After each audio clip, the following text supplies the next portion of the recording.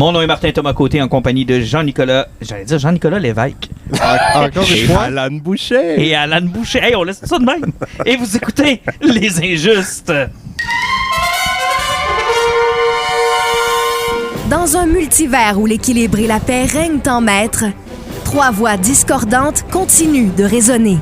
Personne n'est à l'abri de leurs critiques acerbes et de leur passion indomptable. Une fois de plus, la culture geek se trouve sous le joug des Injustes.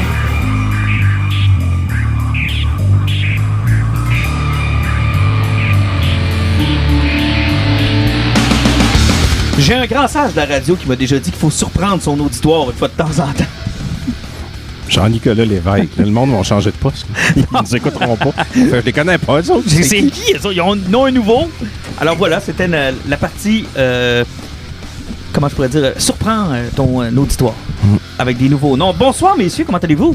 Bonsoir, ouais, ça va plutôt bien. Premier podcast qu'on fait à l'extérieur, on en a fait 2-3 comme ça l'an passé. On a une couple, oui. Bon, faut dire qu'il fait 42 degrés à l'ombre, donc... À l'image de nos étés québécois présentement, là, on est à la mi-août et une première belle journée de l'été. Première fois qu'il y a 3 jours où il fait beau et qu'on peut sortir. Donc ça, c'est le bonheur, c'est merveilleux. Et on n'est même pas en vacances, ni un ni l'autre, t'es en vacances? Non, à cause des bébés, les vacances vont aller plus tard cette année. Ah ah! Puis toi, Alan, c'est déjà passé aussi? Ouais, c'est pas le froissé, là, effectivement. L'année prochaine, le note à moi-même, prendre mes vacances au mois d'août. Ouais, le plus con, c'est que nous autres, je suis déjà en train de penser au milieu d'hiver, là, ça fait que... Oh, ouais, c'est vrai, vous autres, vous êtes déjà en avance T'sais, dans votre saison. Ouais, bien sûr que la température fait plus de sens. Non, écoute, c'est quelque chose. Pour vrai, aujourd'hui, il faisait très, très, très chaud. Et il fera très, très, très chaud dans ce podcast, puisque je pense que nous allons nous mettre à dos l'ensemble de la communauté Marvel.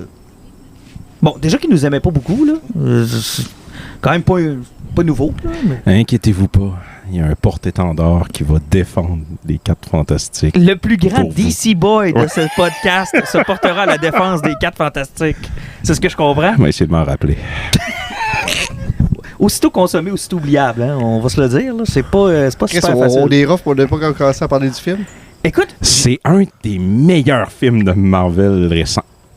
Récent, défini récent. Ben, mettons, depuis Shang-Chi, c'est facilement dans le top 6, mettons. Écoute, j'y vais d'une opinion controversée dès le départ, là. Je pense que Thunderbolt est un meilleur film. Ben, Thunderbolt avait des jokes qui étaient le fun. Mais le film était le fun. Ouais. C'était plaisant. OK, le méchant de la fin, les ténèbres, le côté dépressif, La psychologie. La psychologie, Bon. c'est tel que tel. Là. T'sais, sérieusement, je m'ennuyais du Skybeam rendu là. Ouais, mais je peux pas dire que j'ai eu beaucoup de plaisir à Fantastic Four, pour être bien honnête. Mais bref, vous aurez compris qu'on va démolir Fantastic Four et on va essayer de ne pas refaire un Jurassic World. C'était lequel qu'on avait démoli? Hein? C'est le Dominion. deuxième avec l'Indo-Petite-Fille. Non, c'est vrai, c'est pas Dominion, c'est Fallen Kingdom. Fallen Kingdom. Ah, c'est vrai. je l'ai Avec mélangé. l'Indo-Petite-Fille. Alors ça Puis, se pourrait, là. les centres de volcan qui étaient à 2 degrés Celsius et non 890 degrés Celsius. Oui, et au salut John Hammond qui, à l'achat de son parc, on lui a dit voilà, dans une vingtaine d'années, ça se peut qu'il y ait une éruption volcanique. Bon, c'est pas grave. Tu sais, prévision à long terme de ton parc. Ouais, c'est ça. T'étudies pas le terrain avant d'acheter. Là. Y a-tu un volcan? Là? Ouais. mais Oh, va-tu c'est rentrer en pas éruption? grave. J'imagine qu'il a appelé Austin. Je voudrais assurer mon île. Ouais, mais il y a un volcan qui est sur le bord d'exploser. Ouais, ça va-tu coûter bien plus cher? C'est dans 20 ans, je serai même plus là, c'est pas un problème. J'imagine sa compagnie d'assurance. Moi, ça coûte. Sur un Ouais, mais volcan. moi, être la compagnie d'assurance, je me serais plus inquiété du fait qu'il a mis des dinosaures sur une quinzaine d'îles. C'est comment si au moins il s'était concentré sur la seule île qu'il y a, Ouais. le problème, c'est Tu y fais un prix. Là, vous avez fait quoi, cette île-là? On va mettre des dinosaures, pardon? Ouais, mais... Y a-t-il des gens qui sauvent? Ben non, il y en a des aquatiques puis il y en a qui volent, là. Hey, Tout est sous attendez, contrôle. vous êtes inquiet de ce style-là? Attendez, je vous ai pas encore parlé de l'île où je teste des dinosaures. J'ai besoin de soumission pour l'île des Rejets. Je vous ai pas encore parlé de mon projet des dinosaures semi-mongols qui seront pas dans le parc. Celle-là, elle va vous coûter cher, je vous le garantis. Ouais, J'ai déjà 40 employés qui ont disparu dans le processus. Je vais avoir des réclamations enfin. Avez-vous l'application? Ça serait plus simple. Mais donc... l'île des consanguins, Chris. L'île des consanguins. Alors, nos 15 îles avec des dinosaures sont maintenant assurées. Mais non, alors ça sera aussi explosif que cet épisode de l'Indo-Petite-Fille parce que, honnêtement, là, j'ai détesté ce film-là. Je pense que c'est le film le plus con que j'ai vu des 10 dernières années. Peut-être pas le plus con, là, Ouais, mais il y a des solides cons. Il y a quand même des gros truc qui fonctionne pas. Moi, je pense que son plus gros défaut, c'est que c'est un film qui aurait dû sortir il y a 10 ans.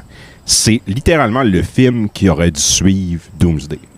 C'est ça, Doomsday ou bien Endgame? Non, Endgame. Et t'as absolument raison. Ça aurait dû être... Là, t'as un reboot, ils vont faire quoi après? On en repart sur une autre terre, on va présenter des héros vraiment importants, on recommence ailleurs. Puis là, tranquillement, on va rebuilder, on va rapporter.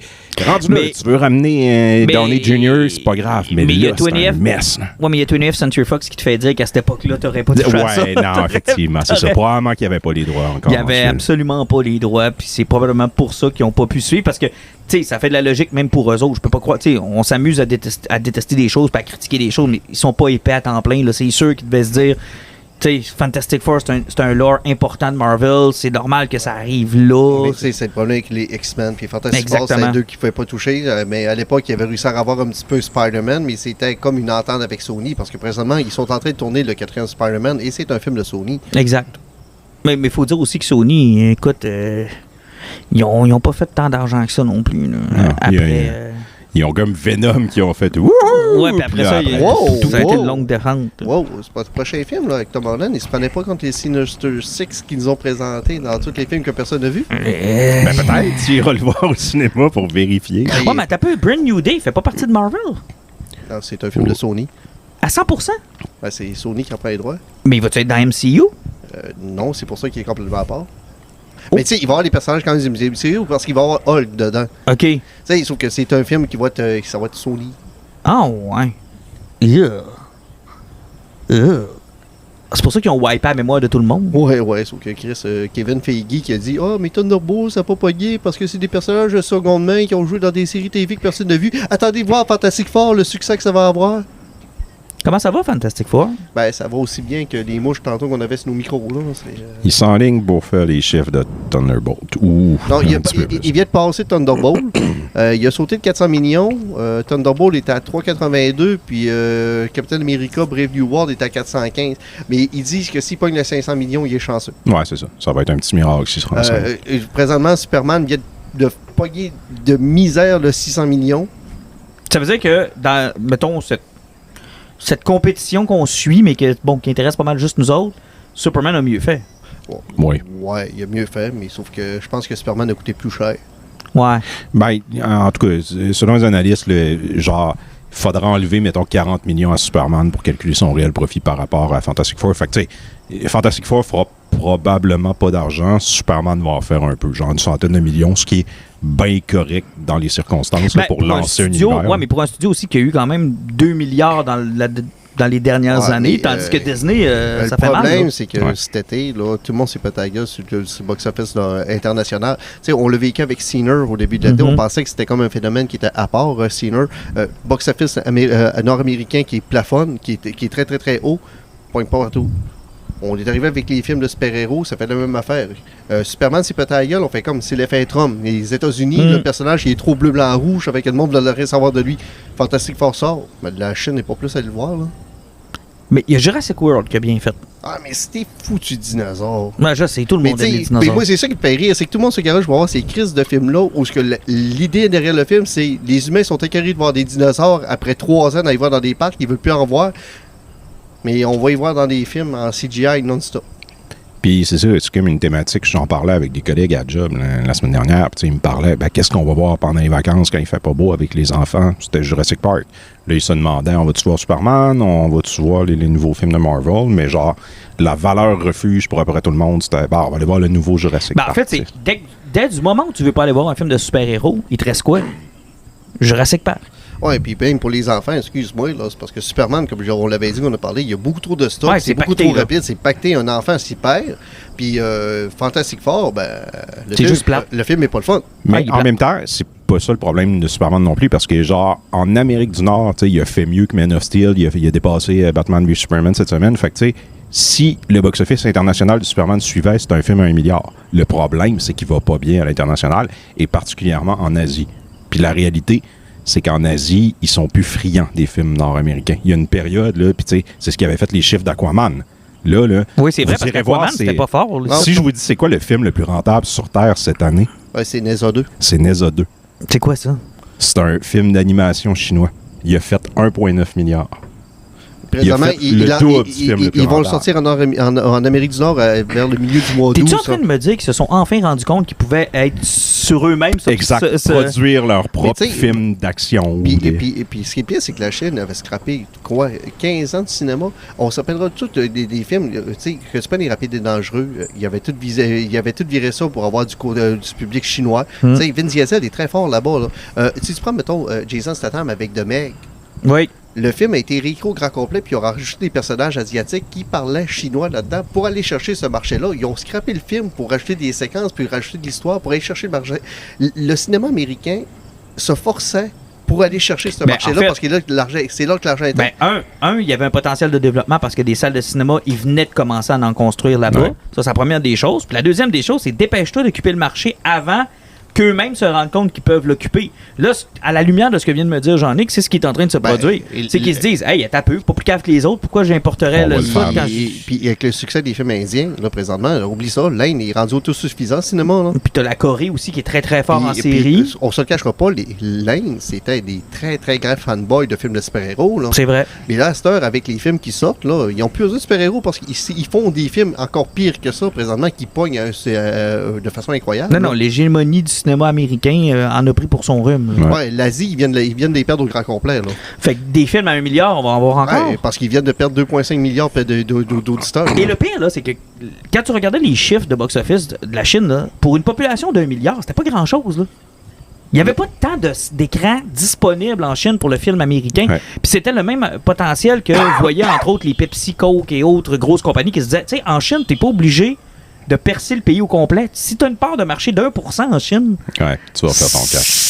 c'est énorme. Fait que c'était juste une question de temps avant qu'eux autres se réajustent et disent, sais-tu quoi, ton stock, j'en ai pas de besoin. Là. Mm. Et c'est probablement ce qui est en train de se produire. Ouais, puis le problème du film de super-héros, c'est que c'est des films qui coûtent très cher à produire. Ça fait que si tu peux pas juste compter sur ton Amérique du Nord, parce que tu sais, tu as 350 millions de personnes aux États-Unis, puis tu en as à peu près 40 millions au Canada. Ça fait que tu n'es même pas 400 millions. C'est que faire un film de milliard, excuse-moi, c'est parce qu'il faut que toute ta population investisse 3 piastres sur le film. Là. Ce qui est impossible.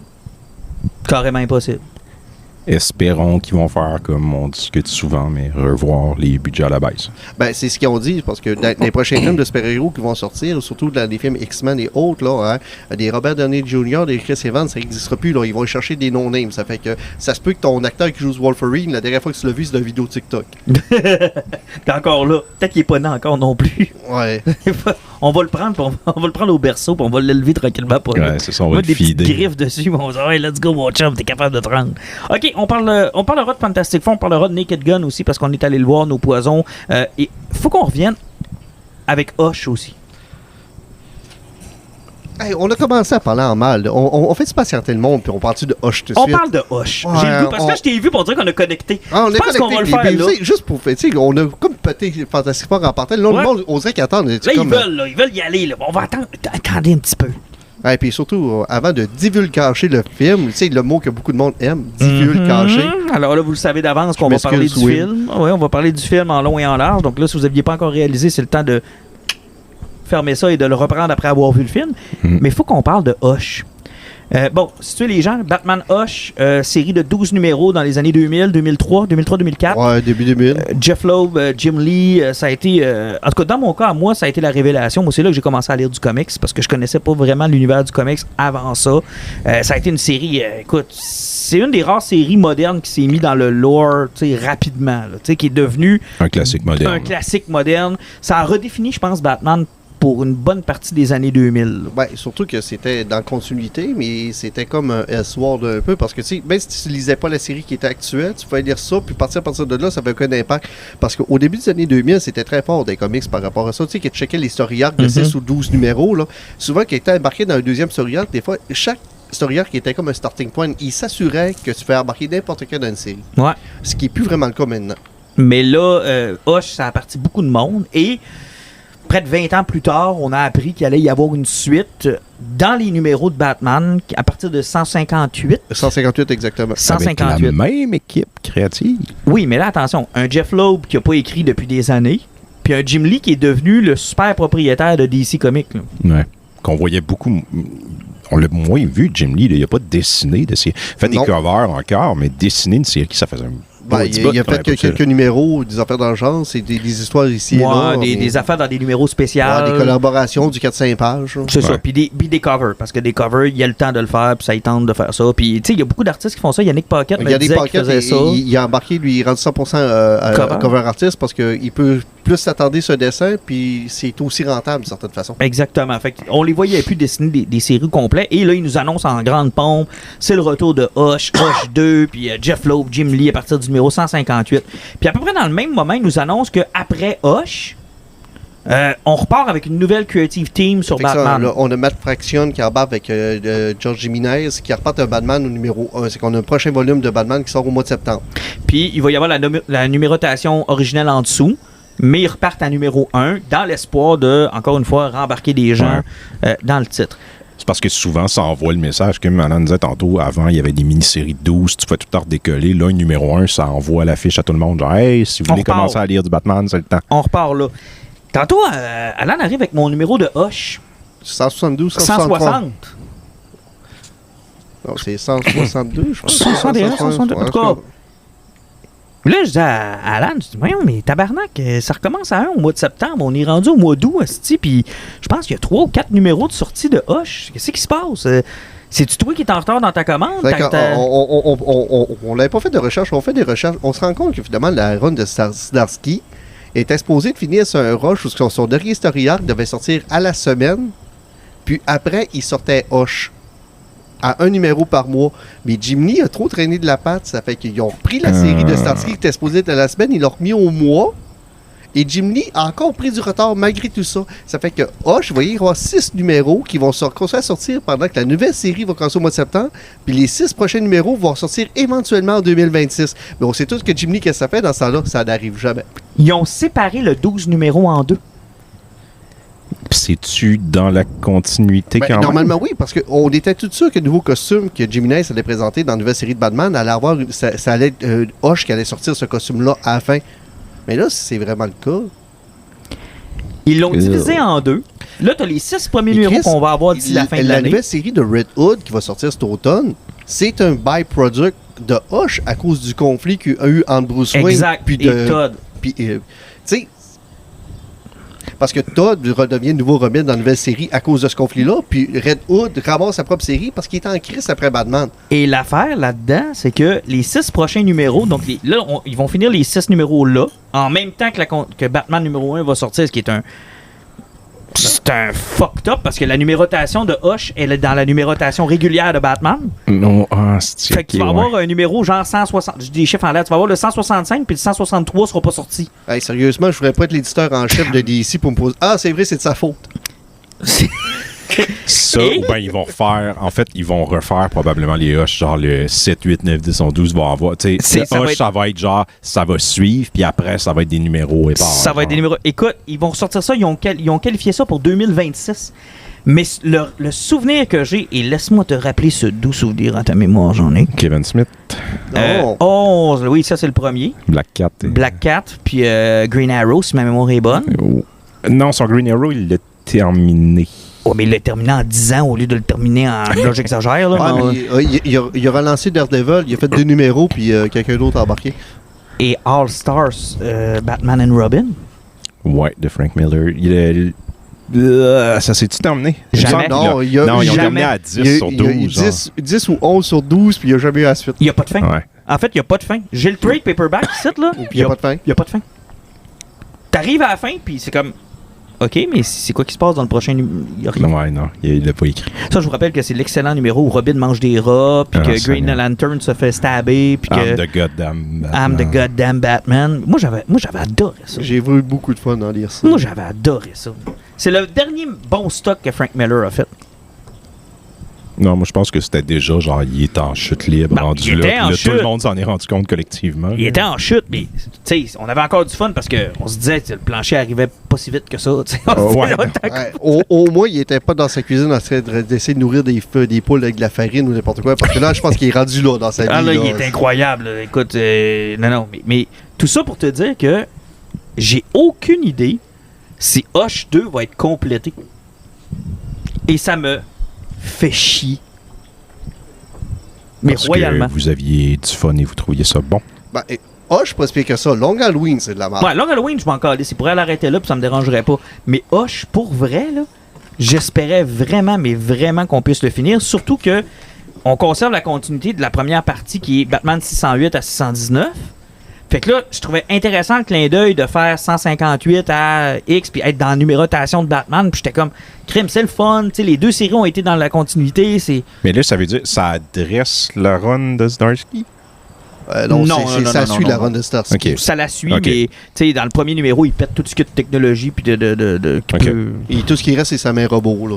C'est ça. T'as pas besoin d'être à jour dans Zdarsky pour comprendre le Hush. Ben, tu vas trouver bizarre qu'il y ait une main robot, là. Ouais, mais sinon, il y a quelques anachronismes, là. Il y en a quelques-uns, mais tu les pardonnais parce que tu te disais, tu sais, c'est un creative team que ça fait longtemps qu'ils n'ont pas travaillé ensemble. Ils ont Ouais. peut-être même pas lu tout le stock. c'est ce que j'allais dire. Ils ont lu les résumés de ce que Zdarsky a fait. Jeff Lowe n'a pas lu Metal puis compagnie, là. Ouais. Il a rien lu de ça. là. Il a pas lu de Grant Morrison. Tu sais, il n'a pas lu Scott Snyder. De toute façon, il l'aurait pas compris parce que personne n'a compris ce qui Faut que ça s'est passé, là. l'intéressait pas. Ouais. Tu sais, moi, c'est ça que j'aimais. Ça donnait un fresh start, puis c'était le fun, puis on retombait dans nos vieilles bottines. Puis honnêtement, les numéros qu'on avait jusqu'à maintenant, c'était super bon. Ouais, j'ai rien contre Hush. C'est juste que crime encore une série qu'on sera pas capable de finir ou qu'on sait pas quand est-ce qu'elle va finir ou que. On saura pas encore si c'est Arveden qui a tué le monde ou bien sa femme. C'est drôle parce que, tu sais, plus j'avance, moins je suis capable de suivre au mois ou à la semaine, tu sais, les sorties, puis c'est tout le temps ce qui me gossait. Puis là, ça, c'est un argument qui est encore pire. Fait que si je vais continuer à lire les trades. puis- Ah, mais c'est parce que là, on parle de deux personnes qui sont problématiques, là. C'est parce que c'est pas la réalité. Ouais, Non, mais c'est en pas même tout le temps, temps, mais mais c'est t'as quelque peu. chose qui arrive quand même souvent Oui, dans mais du comics. non, mais pas rien que ça. Là. Quand ils ont commencé à faire du bi-weekly puis du weekly puis qu'ils jouent avec ça, là, je m'excuse, mais moi, ça me fait chier. Là. Moi, de mon comic, c'est une fois par mois puis c'est tout. Là. Ouais, tu sais, comme après-midi, je te parlais du Action Comics, que tu sais, je vous avais vu le post que j'ai fait. Ça là. n'a pas de bon sens. Parce que, tu sais, il y a eu un 12 C'est numéros insane. écrit par Mark Waid, là, c'est un weekly de Superman, là, d'Action Comics, parce qu'ils ont sorti 12 numéros en 3 mois. Mais non, moi, ça n'a pas de bon sens. Ça n'a aucun bon Mais sens. tu sais, des années 90, il était fort de ça. T'avais 4 séries de Superman qui roulaient, là, puis à chaque semaine, c'était une histoire qui suivait sur 4 séries Oui. différentes. Ouais, mais au moins, ils nous faisaient croire que c'était 4 séries différentes. Tu sais, j'ai plein, moi, de comics ici qui sont des parties d'histoire que je suivais pas. Mais Ouais. que j'avais parce que je voulais suivre ma numérotation puis je voulais être sûr de toutes les Et avoir. Triangle Era, je pense que ça s'appelait. Puis il mettait comme un triangle qui disait ça se situe Ouais. par rapport à Action. Mais le Superman, pire, Man je of pense que Steel. le pire event qui a fait ça, puis j'en parle souvent dans le podcast, c'est Wargame. Ouais. Et Puis qui tabarnak. mélangeait ça avec Robin, avec Red Avec Hood, Robin, avec Batgirl, Catwoman, avec- ouais. Batgirl, il y avait... écoute, ça C'est avait plus aucun ça, bon c'était sens. l'école Marvel. Là, genre, il va- tu sais, un personnage arrive, puis là, il écrive en rouge son Ah nom, oui, puis là, suivez-le c'est dans tel là. numéro de... Funeral for a Friend, c'était pas chic non plus, là. Mais tu sais, La mort de Superman, Non. là. Mais tu sais, t'avais l'époque Ouais. de Blackest Night où, où au moins t'avais le numéro de Wonder Woman, par exemple, c'était une partie de la série de 6 numéros vue par Wonder Woman, tu sais. Mais dans le temps de Wargame, c'est si t'avais manqué le numéro de Robin, T'avais un trou. Et T'avais le, un trou. le problème avec ça, là, c'est... Genre, ça m'a frappé quand j'ai lu Fear State, il y a une couple d'années. Cette technique-là, c'est littéralement, on se le cachera pas, c'est l'éditeur qui fait genre, bon, comment on fait pour vendre plus de Nightwing? Ben là, dans notre Batman qui vend beaucoup, on va intégrer des trucs qui se passent dans Nightwing, puis on va dire dans Batman, allez lire Nightwing. Là, le gars qui écrit Nightwing, lui, il est obligé de se faire dire, genre, mets un break ce que t'écris, Ouais. il faut que tu nous fasses un fit.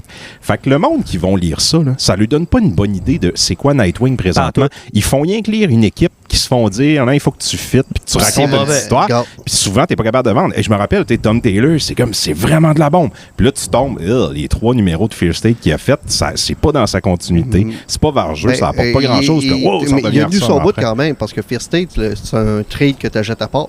Oui. Parce Mais que c'est moi, 3 numéros. Là. tu sais, moi, j'ai toutes les hardcovers, mais je l'ai pas Fear State. Ouais, puis t'en as pas besoin. J'en Il y ai a pas pas besoin. de- Il n'y a aucun trou. Là, Non. aucun, tu sais, puis même dans la numérotation des volumes, là, j'ai de 1 à 6, puis Fear State n'en fait pas partie. là. non, Ouais. mais ça, c'est quand t'étais chanceux parce que, tu sais, t'as ça qui arrivait, puis t'as des Dan Didio de ce monde aussi qui ont scrappé des séries, tu sais. Moi, je m'excuse, mais Tom King, il s'est fait scraper son Batman, là. Il Ouais, savait où ok. il s'en allait, il avait une bonne idée de ce qu'il voulait faire. Parce que Jeff Jones voulait ramener le Puis là, 12 des clocks. c'était le Doomsday Clock, puis c'était l'autre histoire, le là, Batman du Batman son de père, Flashpoint, ouais. puis là, il a tout crissé ça dans les mains à Tom King, puis il a dit tu t'arranges avec ça, mon chum. Hey, à genre 12 numéros de la fin de sa run. Ouais, ben Chris, 12 des clock. Ben, c'est ça, c'est exactement ça. C'est Il de y la avait boîte. plein d'éléments qu'on voyait. Le Dr Manhattan arriver partout. Chris, il était même en train de ramener, voyons, Krypton. Numéro d'après, c'est jamais arrivé. Non. Mais tout ça pour te dire que ceux qui attendent Hush, peut-être attendent le. Puis ce que je trouve bizarre, c'est que le TP est en vente, là. C'est quoi? Il y a 6 numéros de sortie. Mais ils l'ont pas spawné parce qu'il sort en 2 volumes à cette heure. Je me trompe pas. Fait que ça doit être le volume des 6 premiers numéros. Ok. C'est ça. En tout cas, attendez peut-être le trade, puis parce que honnêtement, en single comme ça va être tough. Là. Armez-vous de patience, puis ça va sûrement, ce qui est de valeur, c'est que ça va sûrement être des numéros de collection, puis ils vont être durs à obtenir parce que tu ne sauras jamais. Et ça indique aussi c'est poche, là, mais c'est en train de te dire le numéro 6, 7, 8, 9, 10, 11, 12 vont avoir très peu d'impact sur la continuité parce que quand ils vont sortir, le next chapter va déjà être en branle. Ça se peut qu'il y ait 2 story arcs dans le next chapter rendu là, tu sais. Non, c'est de la merde. C'est de la merde. Et je terminerai peut-être cette parenthèse-là en vous disant qu'on a beaucoup parlé de Absolute Batman, Absolute Wonder Woman, Absolute Superman. Puis là, je vois que tu as tes numéros de Absolute Flash. Écrit par Jeff Lemire. Petit gars de chez nous. Les trades de Absolute Batman et Absolute Wonder Woman sont sortis. Ouais, puis dans pas long, il va y avoir Superman, ça. Il va avoir Superman est sorti. Il va y avoir ça du Martian Manhunter puis de Green Lantern dans pas long. Moi, j'ai acheté les deux, même si je les avais en single, parce que je les trouve trop awesome puis je voulais les avoir dans ma bibliothèque. Puis de ce que je lis un peu partout, là, le Martian Manhunter, ça a l'air comme le secret le mieux gardé de la ligne. Il paraît que c'est genre le truc que tout le monde qui le lit se capote. Là. C'est tu vois. Mais sauf que le crossover, c'est au mois de septembre. Déjà? Hey, c'est le bout qui me tente pas. Là. C'est trop rapide. Je t'ai investi dans chacune des histoires différentes. J'ai pas le goût encore que ces héros-là se rencontrent. Moi, j'aurais aimé, ça me tente pas. Moi, j'aurais aimé qu'ils tolèrent ces séries-là vraiment longtemps puis qu'ils nous laissent juste pourtant, triper. ils ont l'air à vouloir partir pour continuer encore là, parce que les numéros continuent à monter jusqu'à presque 18 toutes. Là, où ils vont vraiment le crossover où tout le monde va s'entretuer. Là. C'est parce que là, c'est le retour de Darkseid, puis c'est l'armée de Darkseid qui arrive. C'est bien trop tôt. Je comprends que le DC KO qu'ils ont annoncé, là, c'est le retour dans de le Darkseid. Absolute. Ouais. Mais c'est pas juste, ils sont avec le Absolute, puis le reste du DC, c'est que les héros vont s'entretuer. Fait que là, ça va être Batman avec le Batman Absolute qui se rencontre. C'est la fois, ça va être un Battle Royale. C'est con. C'est con.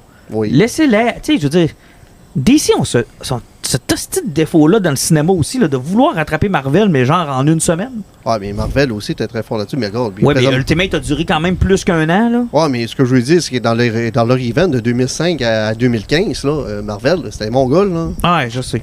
Ça arrêtait jamais. Puis en même temps, moi, c'est ça que j'aime chez DC, c'est comme tu conseilles du Batman à quelqu'un, là, tu vas lui donner genre 10 trades, puis là, il va faire comme... mais mettons, dans quel ordre je dois les lire, lesquels qui viennent, puis là, tu fais comme, c'est tous des univers qui sont pas tant connectés, là. Celui-là invalide lui, puis lui. Tu peux les lire à peu près dans cet ordre-là, mais tu sais, c'est tout le temps il faut que tu le vois comme des éternels univers parallèles, puis c'est ça qui est le fun chez DC, puis ça me gosse quand ils essayent de forcer à connecter tout ça, là. Ouais, moi, honnêtement, absolu, j'aurais gardé cette ligne-là littéralement à côté. Ouais, mais l'objectif, c'était toujours ça. C'est annoncé depuis le début. Mais ça me gosse, ça me gosse parce qu'ils avaient beaucoup de potentiel. Les personnages sont intéressants, ça va ailleurs, puis tu sais... Je sais pas, en tout cas, gars. Mais bref, si vous voulez vous lancer là-dedans, parce que vous nous avez entendu en parler, puis vous attendiez peut-être les trades, c'est fait, sont disponibles, sont pas très dispendieux. $20 à peu près, chaque. Ouais, c'est raisonnable pour le prix d'aujourd'hui. Là. Quand tu payes ton trade en 19 puis 23$, c'est pas mal d'un prix. Puis je reviendrai, j'ai reçu mon Supergirl Woman of Tomorrow que j'ai pas lu encore, que je vais lire. Tu vas fitter, je suis en train de les terminer, il me reste genre un chapitre. Ouais, mais tu l'avais déjà lu? Ouais, mais là, il est frais à ma mémoire. Là. Ok, non, je vais me le taper probablement cette semaine. Là. J'ai quelques livres comme en parallèle que j'étais obligé de lire à cause de la job. J'ai lu ça il y a longtemps, à un numéro par mois. Relis-le, ouais. Il y a du texte. Ben, c'est du Tom King. Ouais. Mais un coup que t'embarques, c'est comme... À toutes les fois que je le regarde, ça te tente pas nécessairement parce qu'il est verbeux, mais dès que tu décolles, c'est le fun. Les dialogues sont bons. Il y a des bouts que j'ai lu à diagonale. Surtout que tu l'as ça par mois, là, à un moment donné, c'est parce que c'est pas toujours aussi cohérent. Ouais, peut-être qu'en un seul bout, dans un seul trade, ça doit être plus... Mais c'est toujours le problème de ce style d'écriture-là, que tu lis ça, tu savoures ça, soit que c'est parce que c'est trop d'éléments magasinés, ça fait que tu tripes sur le moment, sauf que c'est trop. Ouais, mais tu sais, du comic au mois, là, j'ai perdu cette habitude-là, mais il fut une époque où j'étais plus jeune et plus, je sais pas, j'avais une meilleure mémoire, mais moi, on dit que j'aimais ça, le feeling, tu sais, d'arriver genre, hey, c'est la troisième partie de cette story arc-là qui sort aujourd'hui, j'ai hâte de le lire, tu sais, mais j'ai perdu ça avec le temps. Mais je le faisais, mais c'est pour ça, même à l'époque, je me rappelle, j'arrivais au 3 sur 3, puis j'étais là, je me rappelle des affaires dans le 1. Le 2, je peux pas te dire ce qui s'est passé. Là, je vais lire la fin. C'est pas mieux que lire un trade puis lire la suite 8 mois plus tard. Ouais, genre. Ouais. C'est pour ça que c'est mieux de lire tous les trades en même temps. Ne faites rien d'autre que lire. Aussi, 15 trades à lire. Hey, il y a une nouvelle run qui commence. Je sais pas si ça va durer 12 ou 120 numéros. Je vais attendre 10 ans. Attends que ça soit fini, puis je vais aller. Hey, je vais aller les acheter. Ça Bon. m'a juste coûté 1500 $, puis il y a trop de numéros qui sont discontinués. J'ai payé 800 $. Je vais défendre mon argument. Souvent, le trade va raconter une histoire complète ou du moins une fraction d'une histoire complète. Bon. Tu sais, à l'intérieur d'un 6 ou 12 numéros. Voici enfin mon 172e numéro de Walking Dead. Je vais pouvoir commencer à le lire. Tout le monde m'a dit que c'était excellent. J'attendais de l'avoir au complet. J'ai hâte de voir ce qui va arriver du bébé d'Eric. OK, Fantastic Four, on y va là, ça commence maintenant. Ça nous a été présenté comme un soft reboot, ça nous a été présenté comme The Next Big Thing. Il y a eu une scène cachée à la fin de Thunderbolt qui mettait la table. Les Fantastic Four étaient maintenant dans l'univers 616, mais il fallait d'abord aller voir ce qui se passait sur la Terre 828, c'est ça? Ou d'ailleurs, à la fin de cet épisode-là, on s'obstinait tous sur où cette scène-là se passe dans le Fantastic film. Four. Oui, Nulle part. et La réponse est quelle nulle part. hostie de déception. Mais bon, on y reviendra. Semble-t-il que cette scène-là serait une scène qu'on a eue de Doomsday. Ouais. Qu'elle soit dans le film de Doomsday. Ouais, effectivement, parce que c'est les Rousseau qui ont tourné cette séquence-là qui n'ont rien à voir avec le film. D'ailleurs, grosse rumeur qu'ils sont en train de tourner puis que le script n'est pas encore fini. Oui, ça a été confirmé par plusieurs sources. Plusieurs sources qui disent, écoute, on a filmé des scènes, mais c'est pas fini. Qui réécrivent littéralement des arcs parce qu'il y a quelque chose comme de gros qui a éclaté il y a 2 semaines, comme quoi Pedro Pascal, il a comme dit, genre, ben, mon rôle a comme diminué dans le film. Là. Fait que ça genre, va être il y a probablement une version qui était, c'est lui le leader, puis là, ils ont fait, ouais, on est plus sûr avec le film, puis tout. Moi, j'avais ça de le voir en leader, là, parce que moi, dans le film Fantastic Four, il m'a vraiment marqué. À chaque fois qu'il y avait un événement majeur qui arrivait, il avançait. Il soupirait en baissant les épaules, fait on va voir. Tu sais, il y a un leadership incroyable. Il avait de l'air sur lui, il était chaud. On va voir. OK, commençons par le commencement. Bref, on entre dans un univers qui prend la recette de Superman, c'est-à-dire que ils sont là. Ils sont établis depuis 4 ans. Ouais, sont établis. Et les meilleures scènes du film sont ces reportages à propos de leurs exploits, parce que c'est les seules scènes d'action que vous allez voir. Au-delà de l'action, j'en aurais surtout pris une demi-heure de ça. Moi, je trouvais ça le fun et je ne connais fuck all au Fantastic Four. Là. Genre, je comprends, il y a des bouts où j'étais là, oui, ça doit être une pochette. Tu sais, il y a comme un monstre qui bat. C'est genre le premier numéro. Le premier comic de Fantastic Four, c'est le gros monstre qui sort de la Terre. C'est le premier numéro. Je comprends la référence. Je les vois peut-être pas toutes, mais je sais ce qu'ils font. Puis j'étais comme, c'est vraiment cool. C'est une petite bonne idée. Puis c'est comme, ça dure 2 minutes. Puis là, c'est next. J'étais là, que j'en aurais pris plus de ça. Parce que moi, là, ça a été mon bout de préféré. Parce que là, tu les voyais en action. Tu les voyais faire des trucs. T'étais comme, OK, c'est cool. Puis là, à toutes les fois, j'étais comme, mais arrêtez pas. Je veux le voir. Pourquoi ils ont fait. Mais c'est le film que je veux voir, moi, ça. Mais ça ressemblait à un genre de bande-annonce de films qu'on verra jamais. C'est clairement, ils veulent nous mettre dans la tête, genre, dans cet univers-là, il n'y a pas vraiment d'enjeu. Tu n'as pas besoin d'avoir tant de super-héros parce qu'ils sont tellement efficaces, ils ont tellement fait le ménage qu'il n'y a plus vraiment de problème sur la Terre. C'est une genre Il faudrait que tu penses ça, mais c'est comme... ils vont pas très loin avec cet argument-là, puis tu le sens pas vraiment dans le film. Mais on dirait que c'est ça le mood qu'il faudrait que tu te mettes pour que ça se tienne puis ça fasse du sens. Dans le fond, ils sont partis de l'espace, ils ont pris leur pouvoir, ils sont arrivés sur Terre puis ils ont réglé tous les problèmes. C'est ça. Ils sont devenus les 4 super-héros. Il n'y en a jamais eu d'autres ou presque. En tout cas, on nous laisse pas présager qu'il y en a tant que ça. Il y a des super-vilains qui sont genre cartoony comme dans les années 60, puis eux autres, ils règlent les problèmes. Tout de suite, à partir de là, tu te rends compte que la seule chose qui intéresse l'humanité, c'est que font les 4 fantastiques. C'est littéralement une dictature. Les 4 fantastiques sont à la tête d'une dictature. Tout révolutionne autour d'eux. Les nouvelles, la police, l'armée, toute la planète tourne autour de ces 4 personnes-là. Incluant tout le gossip que ça peut amener. Là. Ils sont des potins, des affaires. Ouais. Tout le monde ne vit et ne respire que pour les Fantastic Four. Puis, les 4 acteurs qui interprètent chacun des personnages, j'étais là, ils ont tous un petit quelque chose de le fun. Je suis curieux de voir ça va être quoi chacun de leur arc personnel, genre comment il va avancer dans le film. Et tu as dû être déçu.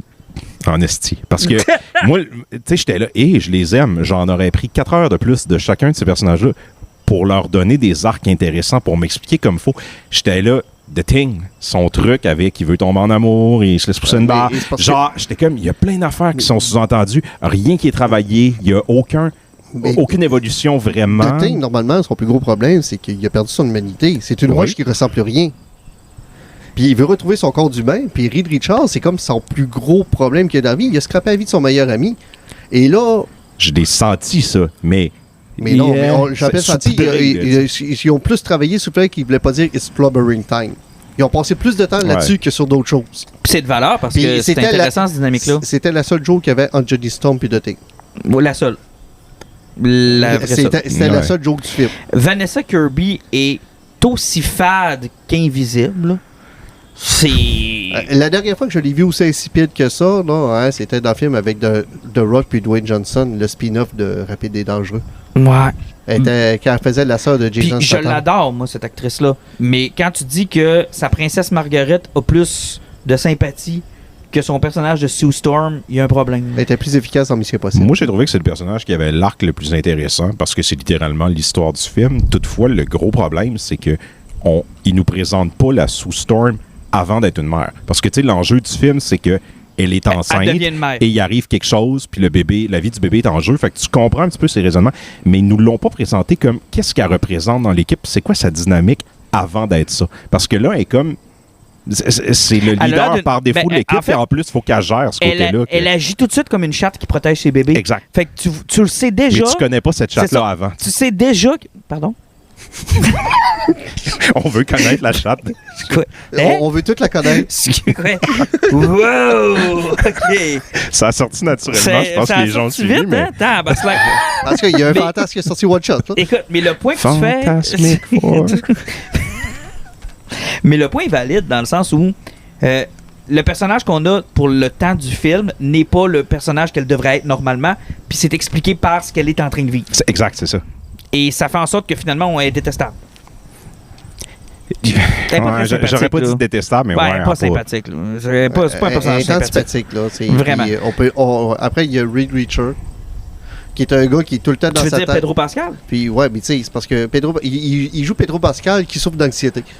Mais c'est Pedro Pascal. J'ai jamais reconnu Mr. Fantastic dans... C'est juste Pedro Pascal. Ah oui, le gars, il est pas à l'aise en public. Il a de la misère à s'exprimer. Il est semi-perdu dans sa tête.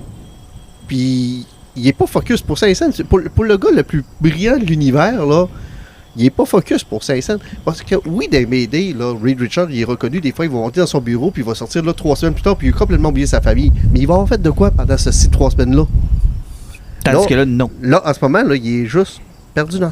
Ben, c'est parce que il en fait des choses comme ça, mais c'est presque des échecs tout le long du film. T'sais, je veux dire, il construit littéralement genre des batteries sur la planète pour téléporter la Terre dans un autre univers. Et genre, nous y reviendrons. À l'intérieur de 3 jours, apparemment, où tu es capable de tout faire sur la Terre. En tout cas, on ira là plus tard, là, mais c'est parce que tout ce qu'il fait se solde en semi-échec.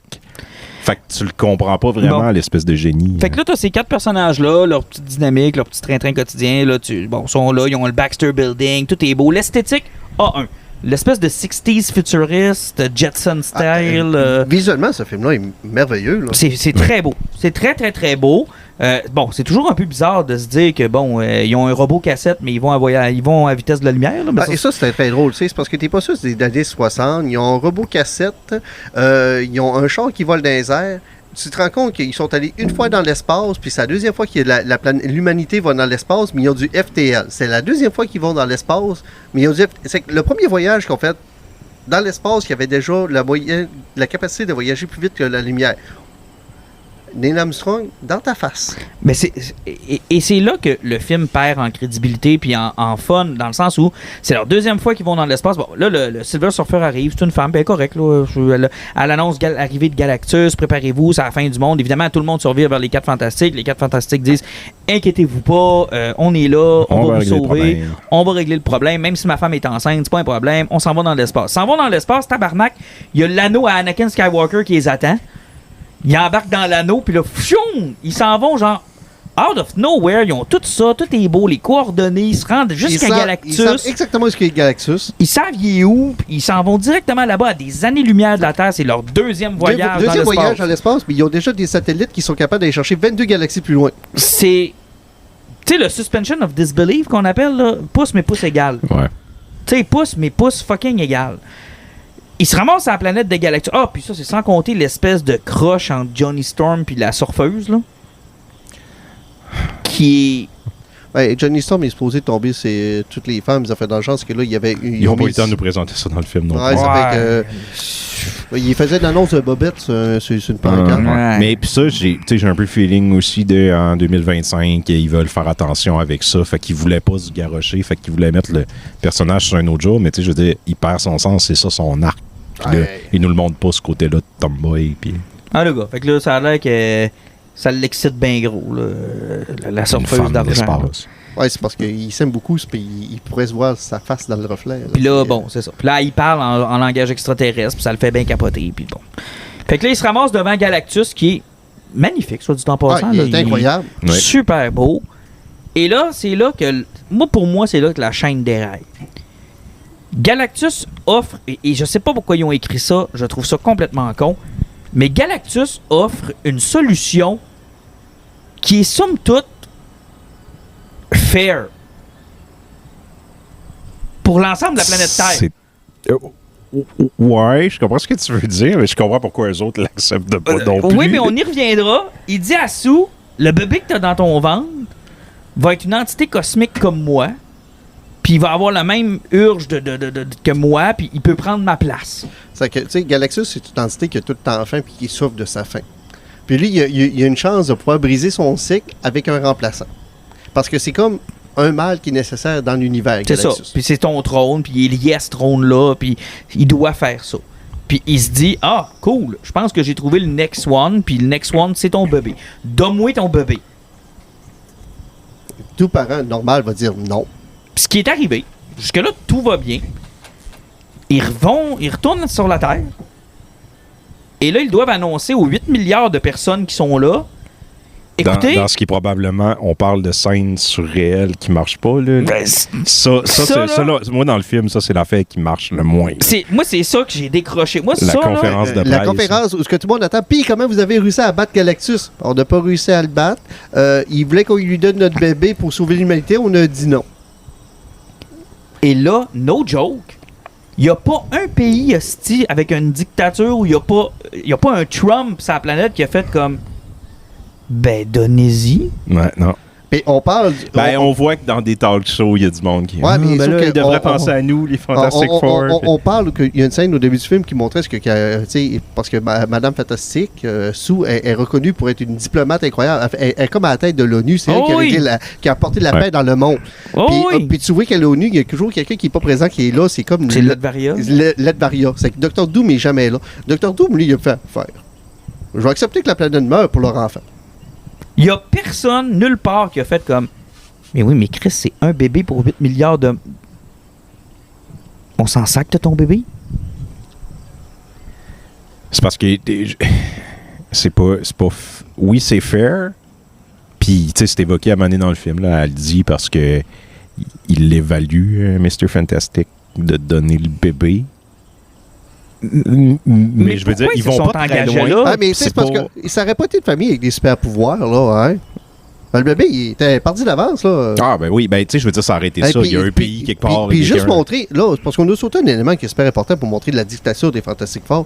Quand Reed a appris que sa femme est enceinte, il a viré fou.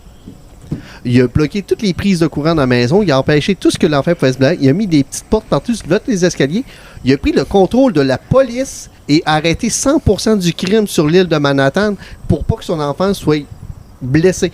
C'est parce que c'est pas le premier bébé de Manhattan. Mais lui, parce que sa femme est enceinte, il a pris le contrôle des forces de l'ordre et arrêté tous les criminels de la ville en une semaine. Il a éradiqué le crime de New York pour son bébé. Ça, c'est pas de la dictature, là, hein? C'est je pense que c'est toi qui m'as dit ça, Alan. Je pense qu'ils font plus la différence entre le bon et le méchant dans ces films-là. Là. C'est fucking evil. Mais Chris, dans les premiers volumes des MCU, le vilain était Iron Man. Ah oui, Iron Man, t'es un méchant dans Age of Ultron. Là. Oui, mais Chris, tous les problèmes en partant partaient à peu près toujours de lui. C'est lui le problème, presque à la source. Hey, Chris, même lui, il a le même problème avec sa fille. Hey, on pourrait retenir au point d'un, mais je perdrais ma fille. OK, fait que tu vas sacrifier tout le monde parce que toi, tu veux pas perdre ta fille. Le nombre de personnes qui se sont suicidées parce qu'ils ont perdu leurs proches, tout le monde qui sont morts à cause de la psychothérapie. Mais toi, parce que tu veux pas perdre ta fille, là, à ce 5 ans-là, tu veux pas le perdre. Et j'ai beaucoup de problèmes avec ça parce que c'est là que ça cause les plus gros problèmes au scénario et au film parce que... Ouais, ça tient là-dessus. Parce que là, Fantastic Four disent au monde, on va trouver une solution.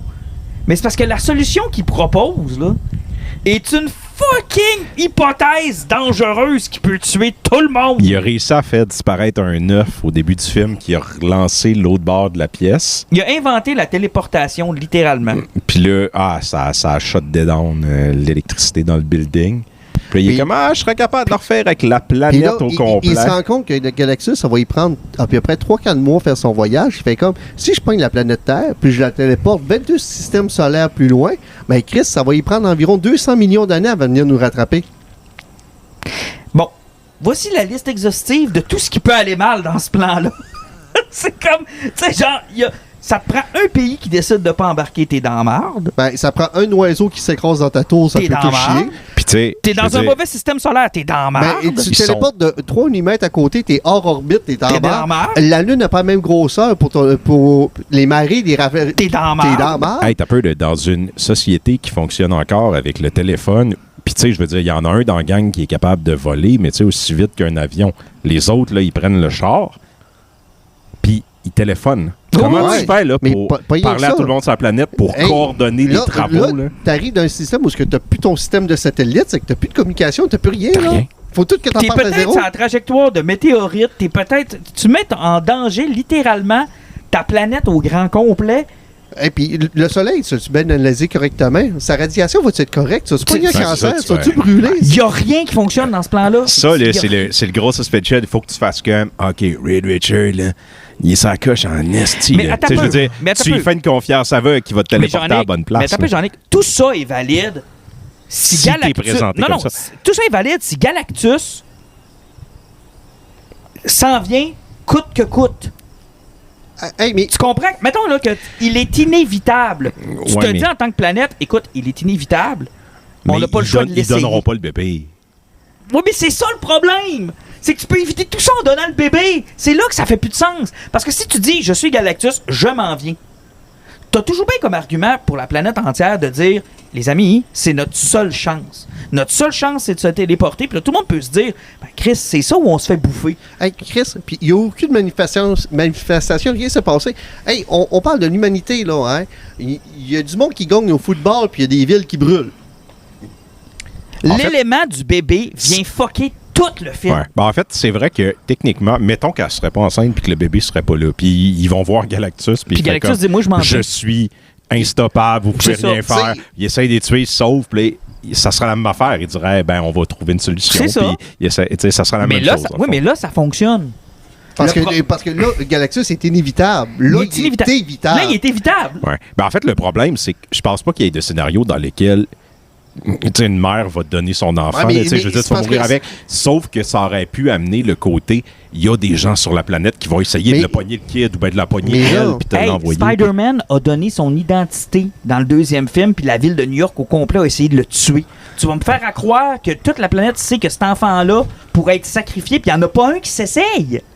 Il n'y a pas une bombe de posée, il n'y a pas un attentat, il n'y a pas personne, il n'y a pas un gars qui dit à quelque part un preacher, Chris, on va le tuer cet enfant-là. Hey, Sue est sorti, il y avait une manifestation devant du Baxter Building, là, hein. Il était 12. Il était 12, là, pour essayer de sauver la planète pour qu'il donne le bébé, là. Il était 12. Tu sais, ça marche pas. Ça ne fonctionne pas. Et y a-tu quelqu'un... Cet élément-là, il aurait dû l'enlever. Tu sais, le bébé, t'enlèves ça au grand complet. Enlève ça. Et y a-tu quelqu'un chez Hydro-Québec qui va appeler le scénariste pour leur expliquer comment fonctionne l'électricité? Tu sais, parce que même si je ferme ma lumière à soir... C'est pas des batteries. L'énergie s'emmagasine pas. Parce que à la grosseur des capaciteurs que ça aurait pris pour emmagasiner cette énergie-là, parce que même si tu fermes tous les breakers, l'énergie ne s'emmagasine pas.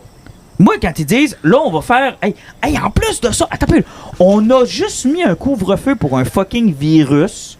La planète a viré à l'envers. Lui, il est à la TV puis il dit, non seulement je donnerai pas mon kid, mais en plus de ça, je vais vous demander dans les prochains jours de fermer votre toaster, votre TV, de fermer un blackout. Il y a un couvre-feu pour tout le monde. C'est des dictateurs, Mais man. en fait, là, moi, ça, c'est un des éléments qui m'a gossé beaucoup aussi. J'étais là, sous quel prétexte? Comment la Terre savent qu'il faut qu'ils fassent ça?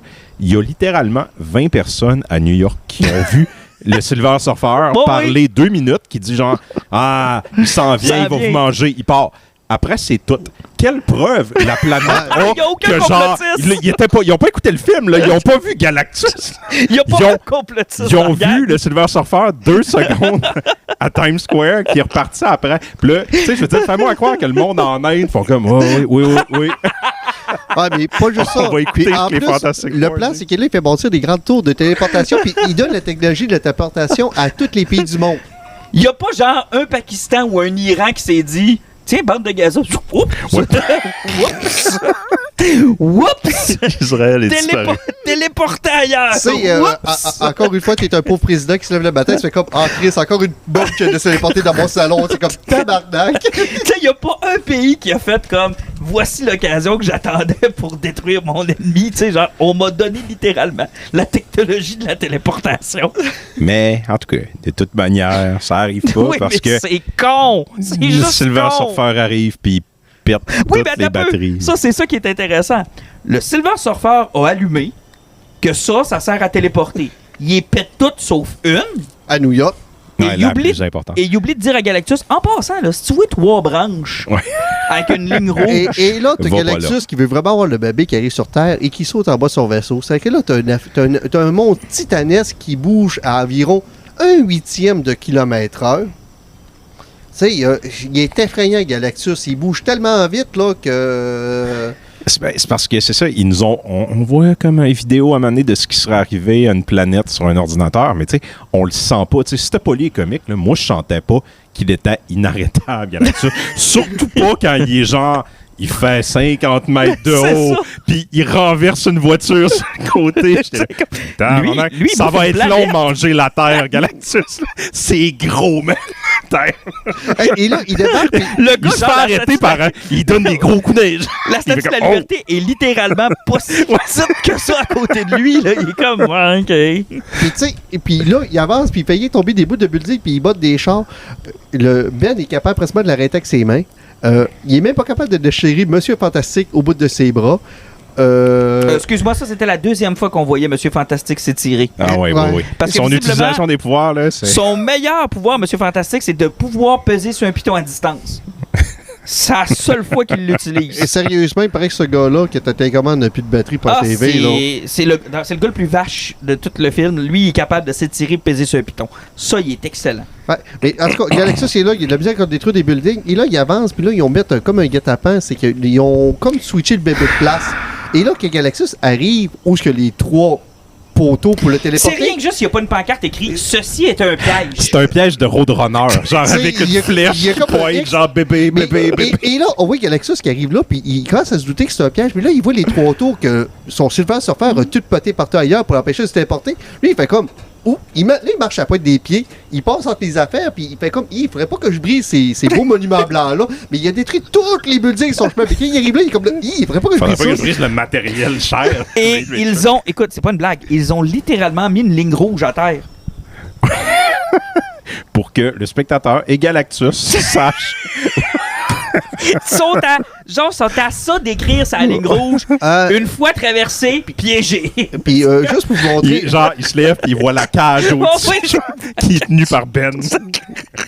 C'est parce que, juste pour dire, Galactus contrôle le pouvoir cosmique. Et une fois qu'il est bien nourri, mettons qu'il a mangé 1 ou 2 planètes, il est capable de botter des célestials. Est-ce que vous avez eu l'impression qu'il fait botter du célestial? Et dans quand ce Ils sont ils film-là? pas là, ils sont dans notre univers à nous, les Ah, c'est célestials. c'est vrai. Ils sont pleins d'adamantium. Puis, Ah, écoute, non. mais- Hey, c'est con. Ah, c'est con. Oui, et là, il décide, là, il se rend compte que le bébé, il est parti d'un autre building, puis il décide de partir après.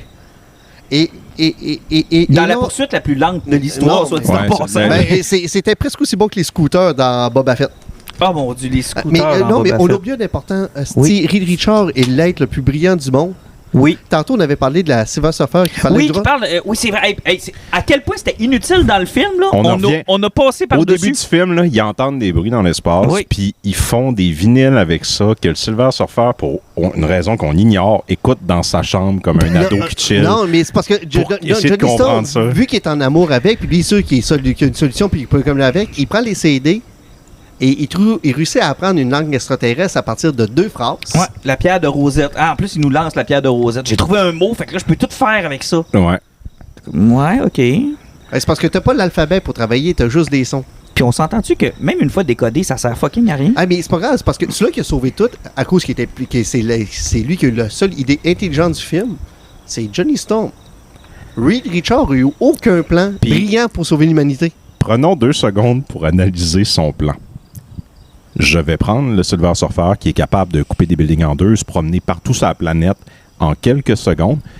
Je vais l'amener dans un endroit où il y a plein d'écrans, où je vais diffuser des moments importants de sa vie, puis son dialogue à elle. Genre, c'est quoi les chances que ça fonctionne? Comment t'as fait pour monter ce setup-là? Mais là? voyez ça. Genre de mettre des écrans qui vont diffuser ça, puis qu'elle va arriver exactement là, comme le Roadrunner dans un piège, avec les écrans qui vont y bombarder de sa langue à elle. À partir de 2 phrases, il a pris son nom, Oui. sa planète d'origine. Son histoire. Quand Galactus le détruit sa planète, qu'est-ce qu'elle a fait pour sauver sa planète finalement? En 2 phrases, il a tout appris ça. Et là, il commence à parler à Silver Surfer, il fait comme tu réalises toutes les planètes que tu as détruites, tout le monde que tu as tué. Et là, t'as la Silver Surfer fait comme voyons là, tabarnak, qu'est-ce que j'ai tué du monde pour de vrai. C'était le temps que quelqu'un me le dise. Je vais aller réfléchir. J'ai jamais pensé à ça. À chaque fois quand il mange une planète, tout le monde meurt. Je vais aller réfléchir. Je reviens plus tard à la fin du le film. gars, il dit combien de planètes t'as fait dévorer, combien t'as tué de personnes. Illumination, elle a une conscience. Ouais, elle dit, je vais aller réfléchir à ça, je vais revenir au climat du film plus tard. Au climax, quand ça va être le temps que je revienne, puis que vous aviez oublié que j'étais dans le film, là, tu sais. Et bref, le Galactus se rend compte qu'il y a un piège. Il fait attention de ne pas péter le piège parce que c'est le seul qui reste. Il aurait pu, il tirait son doigt, il donnait une piche-note, puis il gagnait. Et là. ça, en passant, là, je veux dire, quand tu écris le film, là, c'est facilement évitable. Là. Si ta machine de téléportation est juste à terre, mettons, puis qu'elle a pas de tour, ou que c'est genre une trappe comme Ghostbuster, Ouais. c'est facilement évitable. Tu avais juste à redesigner.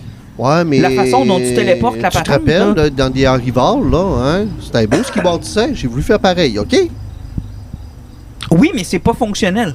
Ouais, mais c'était cool dans des Arrival. Oui, c'était cool, mais ça fait juste aucun crise de sens. Ouais, mais Denis Villeneuve, son film était cool, OK? OK. Fait que Galactus trouve finalement le bébé. Hey, j'ai oublié ce bout-là. Moi, je suis rendu au bout de tout ce que Sue Storm elle devient. Ils l'ont envoyé pour le protéger 2 buildings à côté, c'est avec ça. le robot. Exact.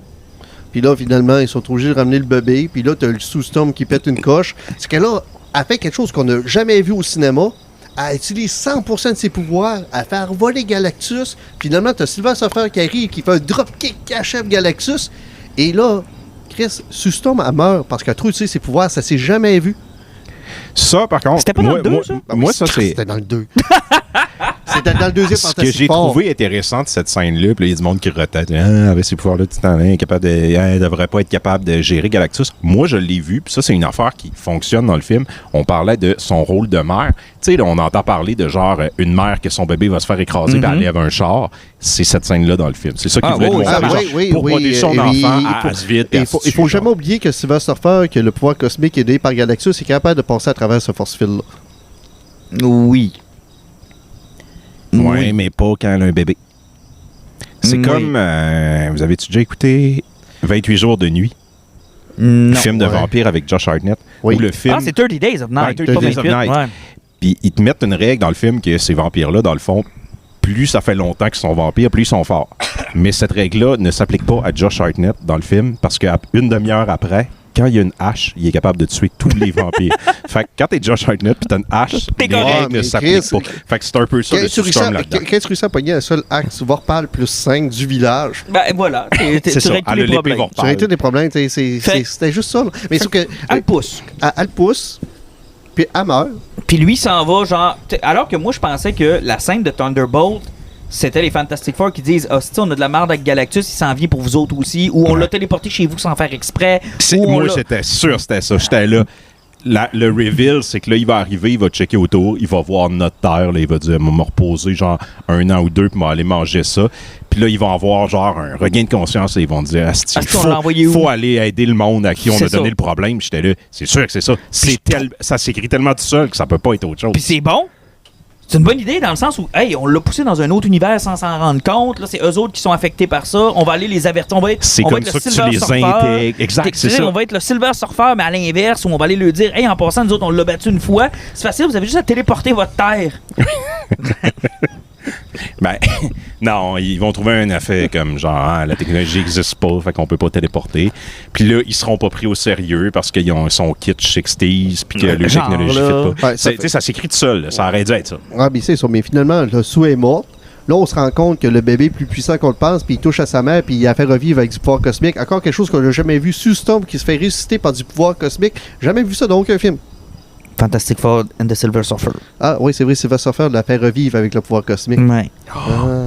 Silver Surfer, c'était son bébé là-dedans. Fait que là, ça se termine comme ça. Puis là, tout le monde est heureux. La moitié de la ville de New York est détruite. Ils ont tout perdu leur maison, mais au moins, ils n'ont pas eu besoin de déménager à terre au grand complet d'un autre système c'est solaire. un prix raisonnable à payer. Au moins, l'humanité peut révérer leur enfant Dieu. Ah oui. Ah, mais en passant, en Inde, là, ils ont eu fuck all de... Ben, c'était pas ouvert la TV. Si t'étais dans le bois pis t'étais à la chasse pendant une semaine et demie, 2 semaines, tu reviens de la chasse pis t'es comme... What the fuck? Qu'est-ce qui s'est passé ici? Oh, on a été téléporté dans On a failli être téléporté dans une autre dimension. Chérie, tu vois les breakers, le courant qu'on coupait à soir. Sérieux, tu poursuis Fantastic Four, là. Il y a de quoi qui marche pas. Et bon, fait que là, on s'assoit, puis le film est fini, puis là, on se dit, bon, ben là, faut qu'ils connectent ça avec Thunderbolt. Ils n'ont pas le choix, il faut qu'ils nous ont déjà donné une scène dans Thunderbolt. Ils vont sûrement nous donner une scène dans celui-là aussi, puis quelle déception. Tout ce qu'on voit, c'est Dr. Doom de dos qui joue avec le bébé, puis il a son masque d'enlever. C'est direct qu'important aussi que Dr. Doom enlève son masque, parce que dans Marvel, c'est important d'enlever son masque tout le temps. On a découvert ça dans Ant-Man 3. Le film durait 2h02, puis il y avait 1h40 dans le de masque qui s'enlevait. Mais c'est surtout, ça sert à quoi? Parce qu'on nous a pas présenté Dr. Doom, on sait pas c'est qui, on sait pas ce qu'il veut, il y a pas de motivation, il est avec le bébé. Là, on se doute bien que ça va être le bébé qui va... Ben, I guess que si t'es fan des Fantastic Four, c'est un peu comme s'ils présentaient le Joker à la fin. Tu sais que normalement, c'est leur arc Nemesis. Ah, mais en tout cas, ça me hype pour le prochain film, le Doomsday, parce que ses machinations, ses motivations, je les connais toutes par cœur. Hey, mais en tout cas, c'est weird de penser que c'est... Tu sais, là, on va avoir Spider-Man l'année prochaine, mais après ça, le prochain, là, c'est Doomsday. Ouais, mais c'est parce que Spider-Man n'est pas supposé avoir de lien vraiment avec Doomsday. En plus? Parce que, tu sais, je veux dire, même si j'aimais pas la construction de l'univers de MCU, tu sais, le concept des pierres, puis qui les amenait dans chacun des films, ça donnait un sens. Là, à un moment donné, te présente Thanos, puis tu comprends qui il veut, puis c'était comme... C'était facile dans ces Doomsday. Ouais, tu dirais ça à Harry Styles et compagnie, puis à Charlie Theron, puis... qui ont tous des arcs ouverts. À ceux-là qui faisaient Hercule aussi, puis... D'ailleurs, Chevalier Noir. Je sais pas si vous le saviez. Ah, Chevalier Noir, c'est vrai. Snow, Jon Snow. Comment ils ont utilisé les... C'est quoi, c'est les pierres célestiales, ça s'appelle? Les Infinity Stones. Les Infinity Stones dans le MCU, comment c'est utilisé, puis comment ça a créé l'arrivée de Thanos. Là? C'est James Gunn qui l'a écrit. Ah ouais, ben c'est lui qui a le fait la première fois avec Guardians. Ouais, puis il a écrit genre une page, il a donné ça à Kevin Feige, puis il a dit ça va être ça, genre tes lignes, là, mets-en une dans tel univers, fait que il y en a une qui va faire ça, qui va faire ça, qui va faire ça. Pis... Parce que c'est pas clair avec le Tesseract que c'est une pierre de l'infini, c'est pas clair non plus avec le concept de Loki qui en est une. C'est plus tard, mais tu sais, ils ont été chanceux parce que ça fitait calissement. Ouais. Tu sais, l'éther dans Thor, ça fitait aussi. Fait que tu sais, ils ont été chanceux. Bon. Chris d'hasard qu'il y en ait 3 qui se sont ramassés sur Terre en 2012 en même temps, là, quand l'univers est aussi immense. Mais en tout cas, c'est un hasard que je suis prêt à accepter. Là, c'est possible. Mais c'était bien fait, c'était bien monté. Mais là, écoute, je veux dire comme Alan, OK, Doomsday s'en vient. Je ne suis toujours pas capable de faire du sens de la scène de Thunderbolt. Et la scène de Fantastic Four m'aide pas non plus. Puis, en fait, il n'y a rien qui se passe dans le MCU, dans tous les films où je peux faire OK, Doomsday s'en vient. Genre, je comprends qu'il y a quelque chose de plus gros qui se passe en arrière. Le film d'après qui est la suite, c'est Secret War. Ça veut dire que tous les univers vont s'affronter. Parce que c'est ça, Secret War. T'as plusieurs multivers qui s'affrontent. C'est tous les héros qui se combattent pour que je compte. C'est leur Infinite Crisis. Ouais, mais ils n'ont jamais fait les mêmes histoires. Tu sais, ils utilisent des noms pour faire plaisir aux fans, mais c'est jamais, tu sais, je veux dire... Infinity War, c'était pas une... Comment ça s'appelait, le Captain Infinity America? Gauntlet, Ah, mais c'était pas ça, là. ils ont été chercher... Civil War, c'était pas Civil War. Ils ont été chercher tous les acteurs de la 20th Century Fox au grand complet pour être dans Avengers 12 et Secret War. Oui, mais je veux dire, ils seront pas là pour longtemps. Ah, je sais, sauf que c'est pas grave. Là, c'est comme... Oh, regarde, une téléportation. Ça serait drôle, là. Ian McKellen, il a pas signé 20 ans. Là. Tu penses qu'il fera pas le film au complet? Tu penses que... Moi, à best, là, il y a une scène pis c'est tout, là. Ouais. Puis, tu sais, je veux dire, ça va être aussi une scène et son personnage n'aura pas d'impact dans le futur non plus. Tu sais, Ben, ça ils va peuvent prendre pas. des acteurs plus jeunes. Ça, Ils peuvent pas. Ils ont même pas ramené, en plus, le young cast de ces X-Men-là. Fassbender est pas là. Ben, comment j'allais est-ce qu'il dire, on le s'appelait, sait celui pas, qui fait mais non, Xavier, ouais, là? rendu là dans la prod, jamais je créerais que s'il était là. Ben, on le les saurait aurait pas, vus, ouais. là. Tu sais, je veux dire, à un moment donné, tout sort de partout, là. Mais bref, je ne vois pas comment... Puis tu sais, je voyais mon ami David, que je vais name-dropper, il va être content, il va pouvoir me dire que je l'ai encore name-droppé dans le podcast, mais qui se fait un plaisir à aimer Marvel et à détester DC, alors que moi, je fais l'inverse. Et On te salue, David. je ne comprends pas comment il peut être hype en sortant de là en se disant « Stick, j'ai hâte à Doomsday ». J'ai aucune idée c'est quoi Doomsday. Je sais pas c'est quoi qui va se passer, il va falloir que j'attende le film. C'est pas le gars qui a tué Superman. T'sais, on a autant d'informations Ouais. que ça, on pourrait presque penser que c'est ça rendu là. Non, mais replongeons dans l'histoire quand ils ont annoncé Avengers Infinity War. On savait tous Où est-ce que ça s'en allait? ce que c'était. Ouais. Puis ce que ça voulait dire. Ça voulait dire quoi? Ça voulait dire Thanos s'en vient, les 6 pierres de l'infini sont là, ça va brasser. Hey, ils savaient tellement pas ce qui s'en allait, là, que Doom c'est Robert Downey Jr. Ils ont fait triper le monde avec ça, parce qu'il y avait, tu sais, puis quand ils l'ont présenté, là, dans le fond, il n'y avait même pas d'idée de scénario encore, là. Ben, c'est ce que ça veut dire parce qu'ils sont en train de tourner puis ils le savent pas. Ça, là, ça ressemble beaucoup au gars qui a acheté une bague de fiançailles à sa blonde pour sauver un cadeau de Noël, là. Ouais. Mais qui a pas compris que fallait qu'il se marie après. Tu sais, qu'il a pas checké les implications que ça a d'offrir une bague de fiançailles. Tu sais, lui, il s'est dit, c'est un beau cadeau pour ce Noël-ci, ça me sauve ce Noël-là, je vais être cute auprès de toute sa famille, ça va être malade, elle va avoir un gros Chris de Jowell, tout va être parfait. Puis là, t'arrives genre le 15 janvier, puis ta blonde te dit, hey, c'est quand hein, qu'on va pouvoir. Où est-ce qu'on va se marier, tu penses? Là, tu fais comme, oh shit! Et telle salle, elle se libère au mois de mai, on pourrait la louer pour. Louer une salle, ben pour le mariage, puis là, tu fais, holy shit! Faut qu'il y ait une suite à ça, là. Ben, Robert Downey Jr. présenté au San Diego Comic-Con, c'est exactement ça. C'est comme, asti la bonne idée, la twist, pareil, hein? Ouais, mais ça va être quoi? Bon, je sais pas, on verra rendu On va là. l'écrire plus tard. On verra rendu là. Là, ils sont rendus là. Tout ce qu'on sait, c'est qu'il est Avenger présentement, c'est Thunderbolt. Puis Une chose, c'est sûr, c'est quoi c'est le dernier que- film? C'est Fantastic Four, puis là, il arrive. Fait que La seule chose qu'on est sûr, c'est que Blade sera pas là-dedans. Chris, non. ça, on le sait. ça, ouais. Blade est pas là. Mais tu sais, j'aimerais ça vous dire, les boys, que j'ai eu du fun malgré tous ces défauts, que genre, je suis sorti du film puis je me suis dit, à la limite, là, j'ai eu des bonnes séquences d'action. Je pense que ma séquence préférée du film, c'est lorsqu'on voit le bébé à travers sa bedaine. J'ai fait comme, ah, c'est le bon Flash, elle peut se rendre invisible. Ouais. Puis là, on voit le bébé. J'ai fait, ah, c'est cool. Autant que justement qu'avec Superman, j'ai trouvé qu'il y avait trop de stuff, puis des fois c'était trop écrasé, puis que ça m'enlevait un peu de fun. Mais j'ai réussi à avoir du fun à travers Superman. Tu sais, comme je vous avais parlé la dernière fois, Crypto qui pète les boules, ça fait pas de sens. J'ai réussi à passer par-dessus ça. Mais Fantastic Four, j'étais pas capable de passer par-dessus. C'était C'est comme... parce que c'est l'essence du film qui est con. Ouais. C'est ça le problème. Mettons, parce que, tu sais, je vous ai dit, je vais me faire l'avocat du diable. Moi, j'ai quand même aimé ça. Puis, tu sais, c'est plein de petites vignettes dans le film que j'ai trouvé le fun, comme celle du début, ils nous présentent leur fait d'armes. L'accouchement dans l'espace, j'ai trouvé que c'était une super... Ben, pas parfaitement exécuté, mais j'ai trouvé que c'était une maudite bonne idée, puis ça fonctionne comme ça. Ça fonctionnait C'est bien. ça, visuellement, le Galactus, film, c'est irréprochable. La scène avec Sue-Storm à la fin du sacrifice, j'ai trouvé ça bon aussi. Tu sais, c'est comme... c'est 1h30, il y a une bonne grosse demi-heure de trucs que je fais comme... C'était cool, c'était des bonnes idées, puis visuellement, c'est hot. Mais c'est vrai que le reste de l'heure, on a passé beaucoup de temps là-dessus sur les défauts. Il y a des... La plupart du temps, c'est genre, ça le problème avec s'excuse mal. ce type de film-là. Même si visuellement c'est beau, c'est parce que l'histoire est tellement désagréable de cette façon, c'est parce que t'as pas envie de le revoir. Puis moi, ce que j'aime pas, c'est que tout le monde m'avait vendu, hey, les 4 à l'écran, c'est. Je m'excuse, là, mais Il n'y avait aucune chimie. j'ai pas vu de chimie à l'écran, moi, là. Il faut comme que tu acceptes que, on te dit qu'ils ont une chimie, fait qu'il faut que tu imagines qu'ils en ont une. moi, j'ai pas mal plus l'impression qu'on t'a dit que Pedro Pascal était là, fait qu'il faut qu'automatiquement tu trouves ça bon. Mais c'est parce que je m'excuse, je l'aime beaucoup, Pedro, là. Mais c'est pas le mais rôle qui va le faire il briller. était pas bon, là. Mais il y en a un Pedro, c'est en site. Comment ça? Il y en a un Pedro. Ah, calice. Vilaine blague. Ouais. Mais bref, tout ça pour dire que j'ai pas trippé, puis que je suis bien inquiet pour la suite, puis le box-office me donne raison. Oui, effectivement. Ouais. Le box-office, c'est assez catastrophique. Ça va pas bien, tu sais. En tout cas, ça va être à suivre là-dessus. Spider-Man, on va lui souhaiter bonne chance. Et lui, c'est sûr qu'il va faire du cash parce qu'il va payer en Asie, c'est presque sûr et certain. Un, ça, puis deux, si c'est un film qui se tient un peu plus sur lui-même. Mais encore là, ça va être un beau test, ça, pour l'Asie, sur le Spider-Man. Parce que si même lui se pète la gueule. Ouais, là, ça va être tough.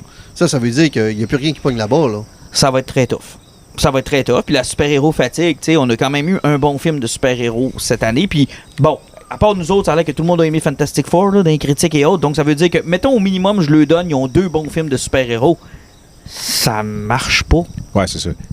Au-delà de la qualité, tu sais, je veux dire, il y a le rendement, puis il y a la qualité. Un film peut être excellent, puis personne va le voir, et vice-versa. Là, le problème, c'est qu'ils font pas d'argent. Au-delà de la qualité, là, puis comment on a apprécié ça, les gens vont pas voir. Parce qu'en fin de semaine, là, la drop au box-office de Fantastic Four a payé 60%. Il s'est fait ramasser par Weapons, puis un vendredi Dang Dang Dang. Oui, puis là, c'est 60% la troisième semaine. Ça a été 65%, je pense, la première semaine, un 60% la deuxième. Il pensait avoir des jambes, sauf que, tu sais, Weapons, oublie ça, là, il a tout pété, là. Ah oui. Le film d'horreur random qui est sorti là, tout ramassé. Puis moi, j'ai hâte de voir Mortal Kombat. Moi aussi. Est-ce que la bande-annonce était malade? C'est hot. Qui n'aime pas Karl Urban? Ben, les studios, apparemment, ils ne mettent pas assez puis ils donnent pas de gros rôle. Il devrait, parce que j'adore ce gars-là. Christy qui a une face de... il est incroyable. C'est de valeur qui a passé tant d'années dans une série que j'aime pas. The Boys? Ouais. C'est de valeur aussi. Mais en Dr. McCoy, je l'aimais tellement. En Juge Dredd. Judge Dredd. C'était bon, ça. Ça, c'est le film qui aurait mérité une suite, qui n'a pas eu sa chance. Puis Chris Dantor, il était-tu malade? Il était drôle. Ouais, il était drôle. Vous avez déjà écouté The Boys? Oh, est-ce que c'est mauvais? C'est vraiment excellent, c'est meilleur que la BD. On termine ça avec Naked Gun.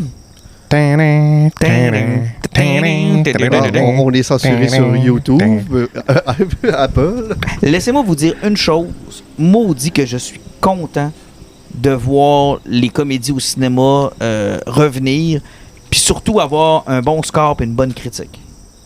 Bonne critique, quand même, box-office qui a sauté 50 millions, le problème, budget de 42 millions, mais c'est pas si pire que ça. Le film va payer en rentabilité, sauf que, tu sais, ce qui est triste, c'est qu'on dit que c'est le fun, c'est pas une rentabilité, on parle de là, une vingtaine d'années, Ace Ventura faisait presque 100 millions, là, tu sais. Ouais, c'est ça. Là. Puis il coûtait quoi, 3 millions? Exactement, ouais, on parle d'une époque où... Jim Carrey, il y a 25 ans, les comédies faisaient 100 millions puis ils coûtaient pas de son affaire. Là. Tu payais Jim Carrey 25 millions puis c'était ton budget. Là. Exactement. Et encore là, la critique est dithyrambique là, pour Naked Gun. Il n'y a pas de raison de pas faire d'argent. Il n'y a pas de comédie qui va avoir une meilleure critique au cinéma. Là. Non.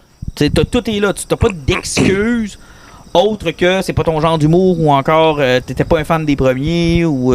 Mon guess, au-delà de les comédies pognent plus, ça pourrait être... C'est une franchise qui est peut-être un peu trop vieille, genre les gens qui fréquentent encore les cinémas, peut-être que ça lui parle pas, Naked Gun, c'est trop, mais aussi, c'est trop 90s. Mais aussi on a habitué les gens que si tu voulais voir ce genre de comédie-là, tu vas l'écouter sur abonne-toi Netflix. sur un streaming puis tu vas l'avoir gratis. Tu sais, je veux dire, t'avais 2 modèles cette année. T'avais Happy Gilmore 2 puis t'avais Naked Gun. T'en as un qui a choisi la voie du cinéma, puis t'en as un qui a choisi la voie du release Netflix. Happy Gilmore n'aurait pas fait une scène au cinéma. J'ai pas vu le film, mais il paraît qu'il est très drôle quand même. Là, mais c'est correct. Je suis sûr qu'il n'aurait pas fait d'argent au cinéma, ce film-là. Je sais pas. Adam Sandler attire plus.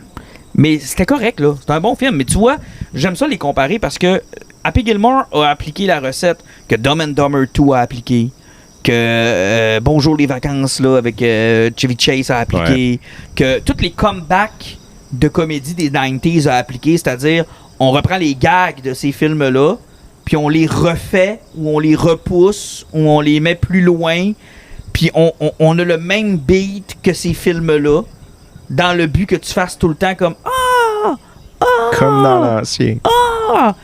Puis il y a même... C'est le MCU grand complet, ça. Ouais, puis Happy Gilmore a même pris une page du livre de recettes des acteurs de films d'action. Mon personnage est devenu blasé et dépressif parce que, tu sais, on dirait qu'à chaque fois qu'on a un film de comeback, là, 20 ou 30 ans plus tard... Le personnage doit être blasé. Le personnage a jamais, tu sais, c'est jamais genre, il est au sommet de son art puis il est encore là puis on le retrouve puis c'est le fun. Non, Luke Skywalker est devenu une merde. Indiana Jones est devenu une merde. Rocky est devenu une merde. Sont tous devenus des merdes. On les a quittés au sommet de leur art. Han Solo était rendu une merde. Il était divorcé, il est dépressif, il a perdu son faucon. Mais c'est tout le temps ça. À chaque fois l'image de la vieillesse au cinéma, là, c'est que automatiquement, t'es tombé de ton piédestal. Il y en a pas un qui a survécu. Ben, il y a juste Rocky 6 qui a réussi à prouver le contraire. Ouais, mais il était pas fort non plus, Rocky, là. Ouais, mais normalement, dans le script d'origine, il gagnait le combat de la fin. Ouais. Mais ça passait pas dans le screening. Parce que je vais te dire une affaire, là, on retrouve ces héros-là toujours meurtris, comme si les scénaristes se disaient c'est plus intéressant de prendre le personnage à terre puis de le remonter dans ce film-là. Ouais. Puis comme il a déjà été en haut, on peut pas le reprendre là où il est. Puis Happy Gilmore prend exactement une page de ce livre-là. Tu retrouves Happy Gilmore, là, il est alcoolique, puis il est plus relevant. Les gens savent plus c'est qui, puis c'est pas important. Puis Ben, il y a quelque chose que Naked Gun fait pas, puis qu'Happy Gilmore a fait, puis que j'étais comme une chance, c'est puis cool, puis ça aurait été pas mal plus facile pour Naked Gun de le faire. Dans Happy Gilmore, là, ils te remontent littéralement des scènes du premier. Ils font tellement pas confiance aux spectateurs là, qu'ils te repassent les scènes. Ouais, hey, tu sais, Jackass, c'est ce gars-là.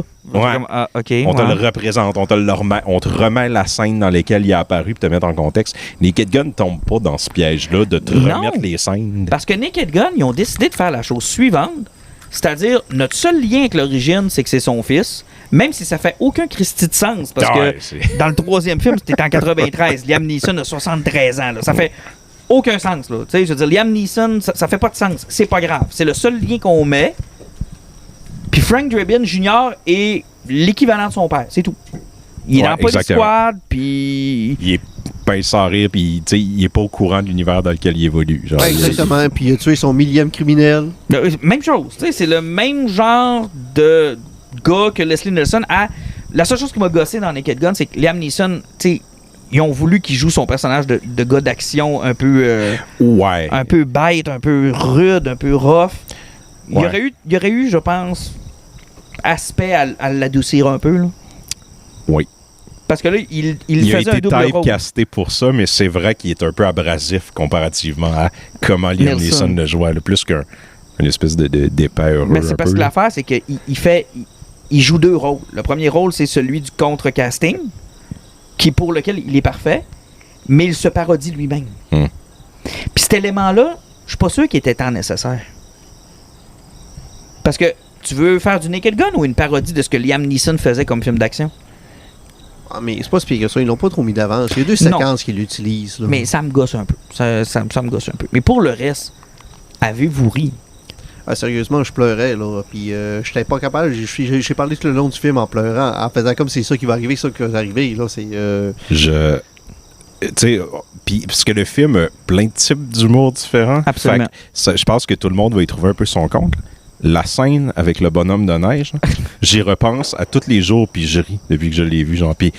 Ah ouais, genre, j'essaie qu'il y a encore d'oublier cette séquence-là. J'ai tellement détesté ça. Là. Quand il ouvre le livre de Magie Noire et qu'il donne naissance au bonhomme de neige, j'étais là, je sais exactement ce qui va arriver. J'arrive pas à croire qu'ils s'en vont là. Puis j'étais comme, asti que c'est drôle. Puis je vous le dis pas, on le spoil pas, on vous raconte pas ce qui se passe là-dedans, là, mais c'est comme la scène classique de ils se remémorent ce qui est arrivé quand ils sont allés au chalet. Puis ils ont fait un bonhomme de neige ensemble. C'est hilarant. Ben, en fait, moi, tu vois, là, ça, là, c'est le bout où j'ai vu Seth MacFarlane probablement descendre puis dire « Je veux un bout dans le film ». C'est celui-là. Ouais, ça fait Family Guy. Family Guy. Et moi, j'aime ça. Moi, j'ai ri. Mais tu vois, mon père, qui était avec moi, qui est un fan fini des premiers Naked Gun, il a pas compris cette séquence-là. Il a fait comme « C'est quoi ça? Puis pourquoi? C'est quoi le rapport? » Il a pas compris. Parce que là, on tombait dans plus que l'absurde. On tombait vraiment dans le Family Guy. Là. On tombait dans le... Chris, que c'est con, là, ça n'a pas rapport. Là. Mais moi, j'ai ri, là. Moi, j'ai fucking ri, mais j'ai fait ça. Tu vois, je vous en avais parlé au dernier podcast. J'ai dit, j'espère que Seth MacFarlane, puis tu m'avais dit, Alan, il s'aime tellement, puis j'espère qu'il s'incrustera pas trop dans le film. Mais c'est parce que c'est ça. Il a pas écrit. Il a même pas réalisé. Il est producteur. Exact. Mais j'ai l'impression que cette scène-là, là, c'est son petit moment à lui. Ouais, mais comme je te dis, comme de la façon qu'ils ont nommé Pamela Anderson, c'est de la façon que Peter Griffin se nommait qu'il était pogné dans le truc de maternité. Oui. Tu sais, il la nomme exactement de la même façon, il check qu'est-ce qui est sur les tables. Peter. Puis il y a un Griffin qui passe. Peter Griffin. Mais écoute, j'ai ri. Moi, Pamela Anderson, c'est ma révélation. Quand elle se met à faire du scat jazz, là. Tabarnak, que c'est drôle. Ouais, elle est très bien castée aussi dans ce film-là. C'est complètement. Le méchant est cave, le plan est cave. Hey, la scène d'interrogation avec genre les murs qui tombent, pis c'est comme, il y a toujours un mais degré Chris, de plus. ça c'était Mission C'est Impossible. Mission Impossible. C'était 6e, celui-là. Ouais, hein. avec Fallout. Avec Fallout. Dans la salle d'hôpital, ça. Et là, il arrive, nous autres, on a des hologrammes, puis tout, c'est comme... The fuck, câlisse. Ça vient d'arriver, puis Kevin Durant, c'est Kevin Durant le nom de l'acteur? Qui est franco-ontarien d'ailleurs. Il parle français, cet acteur-là, qui joue le henchman, là, qui est dans la chambre d'hôpital. Asti que c'est drôle. Puis c'est, fait à noter, il se double lui-même en québécois avec son accent québécois dans le film, et c'est vraiment drôle. Cool. C'est vraiment très, très, très drôle, parce que je l'ai vu en français, puis c'était pas si pire. Ah, mais de toute façon, rien que la façon qu'il te casse, c'est content. Tu réussiras jamais à me casser. Ouais, mais là, tu vas te ramasser en prison, puis quand tu vas sortir, tu vas devenir un déchet qui va faire Ah oui, ça finit plus, Ça man. finit- Le gars, il est comme. Il suit plus, là.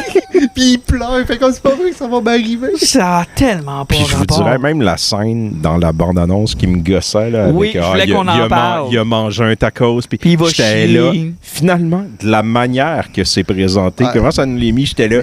C'est pas ma scène préférée du film, j'étais content qu'elle soit passée, mais j'ai eu un petit sourire pareil. Mais J'étais là. c'est parce que c'est Puis ça, ils c'est l'ont parce pas que- montré comme dans la bande-annonce. C'est parce que la bande-annonce, il montrait des jokes, on pensait que c'était la joke, mais c'est parce que non, c'est un élément d'une joke C'est qui est ça, beaucoup exact, plus gros. qui est Tu sais, beaucoup plus gros, il c'est y a ça. que la chaise avec Pamela Anderson, tu fais comme, c'est bien con comme joke. Ah non, c'est parce qu'il y a un ensemble qu'entoure ce joke-là qui mène à ça. Mais sérieusement, le taco, ça, je pleurais, moi, j'étais plus capable. là. Surtout qu'il rentre d'envoyer le gars, il fait comme, ça fait que vous êtes accusé de 200 lofer, il fait comme, tu dois tout qu'un bout en train. Ouais. Il fait comme, c'est non, c'est tel- 200 manslaughter. manslaughter. Il fait comme, C'est Ah. tellement con. Et toutes les jokes tu sais, qui marchaient dans le premier, tu sais, ils ne répètent pas les jokes du premier. Moi, c'est ça que j'aime. Ils sont dans l'esprit des jokes du premier. Ouais. C'est pas genre, ah, c'est vrai, Dribble avait fait ça dans le premier, puis là, ils l'ont refait. Non. C'est du stock nouveau. Et si ça peut vous rassurer, là, je vous dirais, tout ce qu'on voit dans la bande-annonce, la plupart des jokes, 20 premières minutes du film. À peu près, oui. Genre, tout, tu sais, vous allez vous dire, ah, on en voit pas mal. Puis tout. Il y a un bout, là, c'est ça. J'étais là, 20 minutes, j'étais là, je pense que j'ai tout vu ce qu'on a vu dans la bande-annonce. Là. Ah, moi, écoute, moi, les jokes de café, là, ça me fait pisser. Et, là. mais d'ailleurs, ça, je l'ai trouvé super drôle aussi, cet acteur-là. Le gars qui vient de la série de Karate Kid, là, ben, c'est lui qui joue comme son bras droit. Le là. capitaine, là, Ed? Ouais. Ouais. Cet acteur-là, là, il vient de la série Cobra Kai. OK. Il avait un petit rôle, puis finalement, il a grossi, puisque le personnage est tellement drôle, puis l'acteur est tellement le fun. Puis, tu sais, ça fit tellement avec, puis les jokes de café, man. Ah, c'est tellement calme, Moi les aussi, jokes là, de ça café. Ça m'a vraiment fait sourire. Mais tu vois, il Puis même, manquait... tu sais, il roule, puis il y a un bras qui sort de Je nulle part qui lui sais, donne un c'est café. con. tu sais. Mais il manquait un Norberg. ouais, mais ça, ils nous l'ont montré pourquoi il n'est pas arrivé. hein. Oui, mais ce troisième roue-là de, Ah, mais- de cave... Encore en même temps, le film durait 1h29, il y avait assez de personnages pour Ouais, rouler. c'est Ouais. vrai, c'est vrai. Tu sais, Norbert, oublie pas que dans le premier, il meurt au début. Oui, Dans le deuxième, il est en dessous d'un autobus. c'est vrai. Puis dans le troisième, je me rappelle plus ce qu'il Il fait. monte un gun. Ah, mais il monte À la un fin. gun à la fin du film. Ok, c'est une le troisième qui monte. anthologie. ouais. C'est un hostie de gros canon à la Il fin. part avec un headgun puis il finit avec un Exact. canon. c'est ça. C'est tellement Et con. ça finit plus, ça coupe tout le temps sur lui, puis là, il est en rendu train plus de loin. grimper son gun, man. C'est n'importe quoi. Mais non, moi, j'ai vraiment aimé ça. J'ai ri, j'ai eu un bon moment. J'étais content, puis j'espère juste qu'il va en avoir un autre parce que je pense qu'ils peuvent se faire une petite série avec ça facile. Là. Oui. Ouais, on dirait que j'ai des doutes qu'il va en faire un deuxième parce que le problème, c'est d'écrire ce type de film-là, c'est trop facile de se casser la gueule. Ouais. C'est pas super rentable non plus.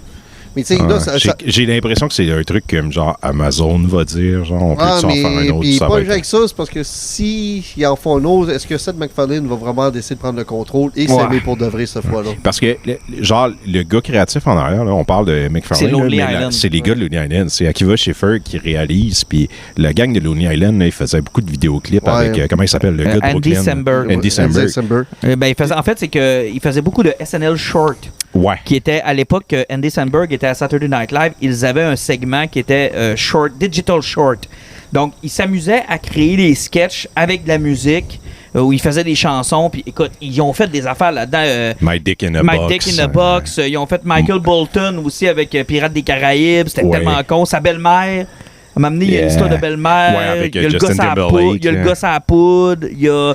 Jizz in My Pants. Il y a Jizz in My Pants. Écoute, ces gars-là, ils ont fait plein d'affaires entre 2008 et 2015 à peu près, à l'époque où Samberg était à SNL, puis c'est lui qui avait ça entre les mains avec McFarlane comme producteur.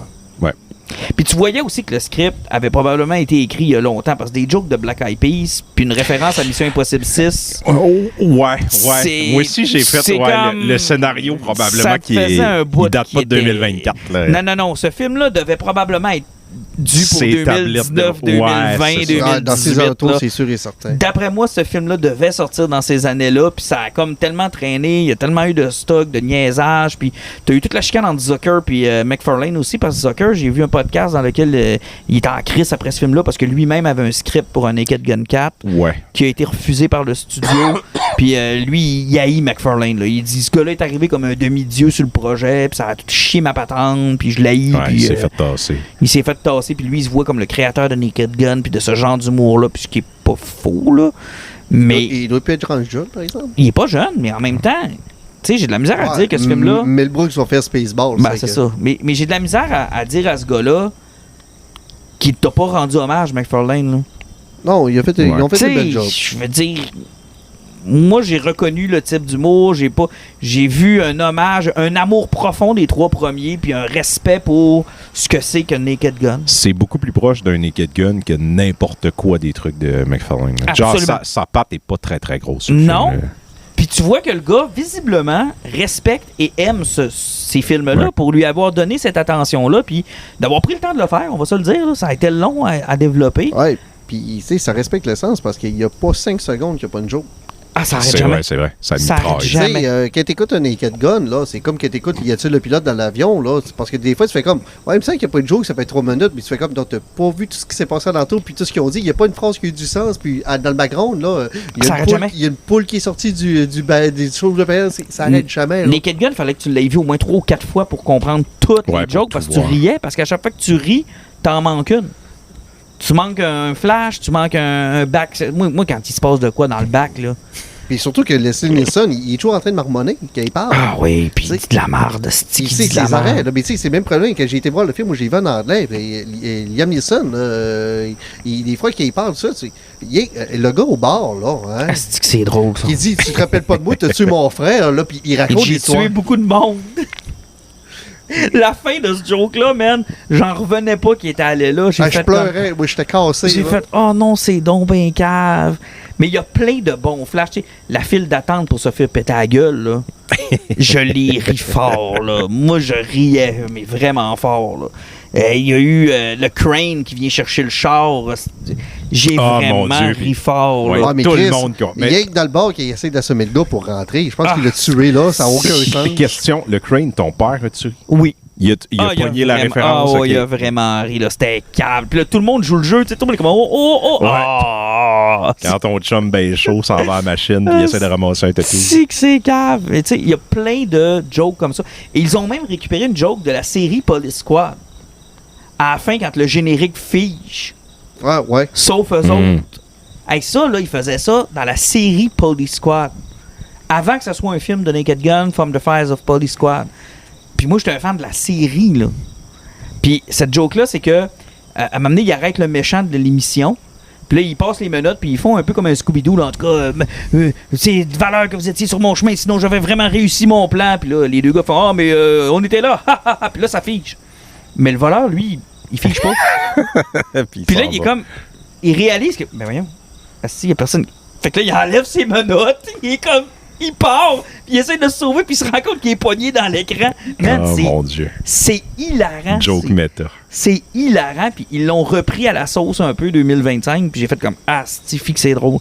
Bon flash. Tu vois que ils ont un respect, puis je l'ai dit, ils aiment ce que c'est que Naked Gun, parce que y a rien qui m'aurait fait plus de peine que sortir de ce film-là puis dire ils ont pas compris c'est quoi Naked Gun, puis Ouais.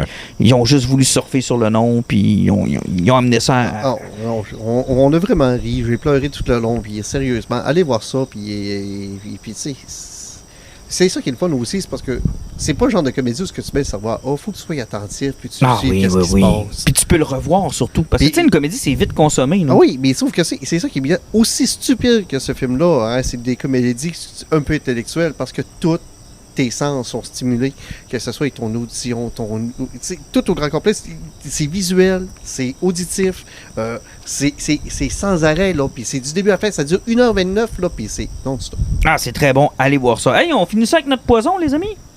Ouais, on peut faire ça. OK, qui commence? Je vais y aller. Je vais commencer, puis ça va être une salutation à mon ami Joël Martel et son deuxième livre qui est sorti cette semaine. Le chien ne meurt pas à la fin. Si vous avez jamais lu de Joël Martel, honnêtement, il faisait des chroniques dans Le Voir, dans Le Quotidien.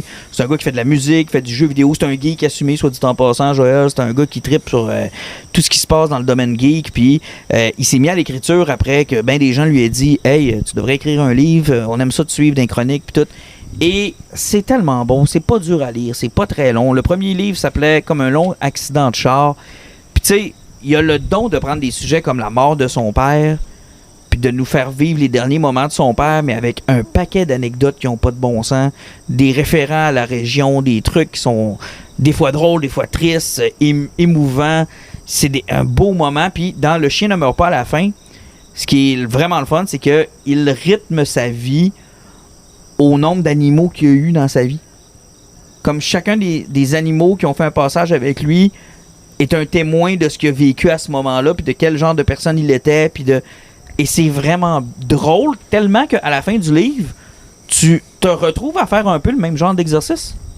Je suis retourné dans mes photos voir mes anciens animaux puis, qui me rappellent une certaine époque, qui me ramènent à un certain moment de ma vie où je me dis « Ah oui, c'est vrai, quand j'avais tel chat, on était à telle place, puis maudit que ce chat-là, il faisait tout le temps telle affaire, puis ah oui, c'est vrai, on avait cette habitude-là avec ce chat-là, puis après ça, il est mort de cette façon-là, puis on en a racheté un autre quand on a déménagé, puis là, cette fois-là, j'étais avec ma mère, puis... » Fait que je me suis mis à faire le même exercice que lui, puis c'est vraiment intéressant. C'est comme de voir le parallèle entre les animaux qui sont rentrés dans ta vie, pour quelles raisons ils sont rentrés, comment ils ont quitté ta vie, puis ça inclut même les animaux que tu as haïs, là. Et ça, c'est drôle parce que, tu sais, je veux dire...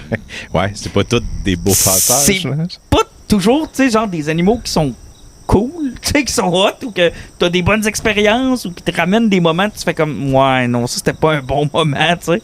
Mais ça se lit super bien. Un petit peu plus volumineux que le premier livre.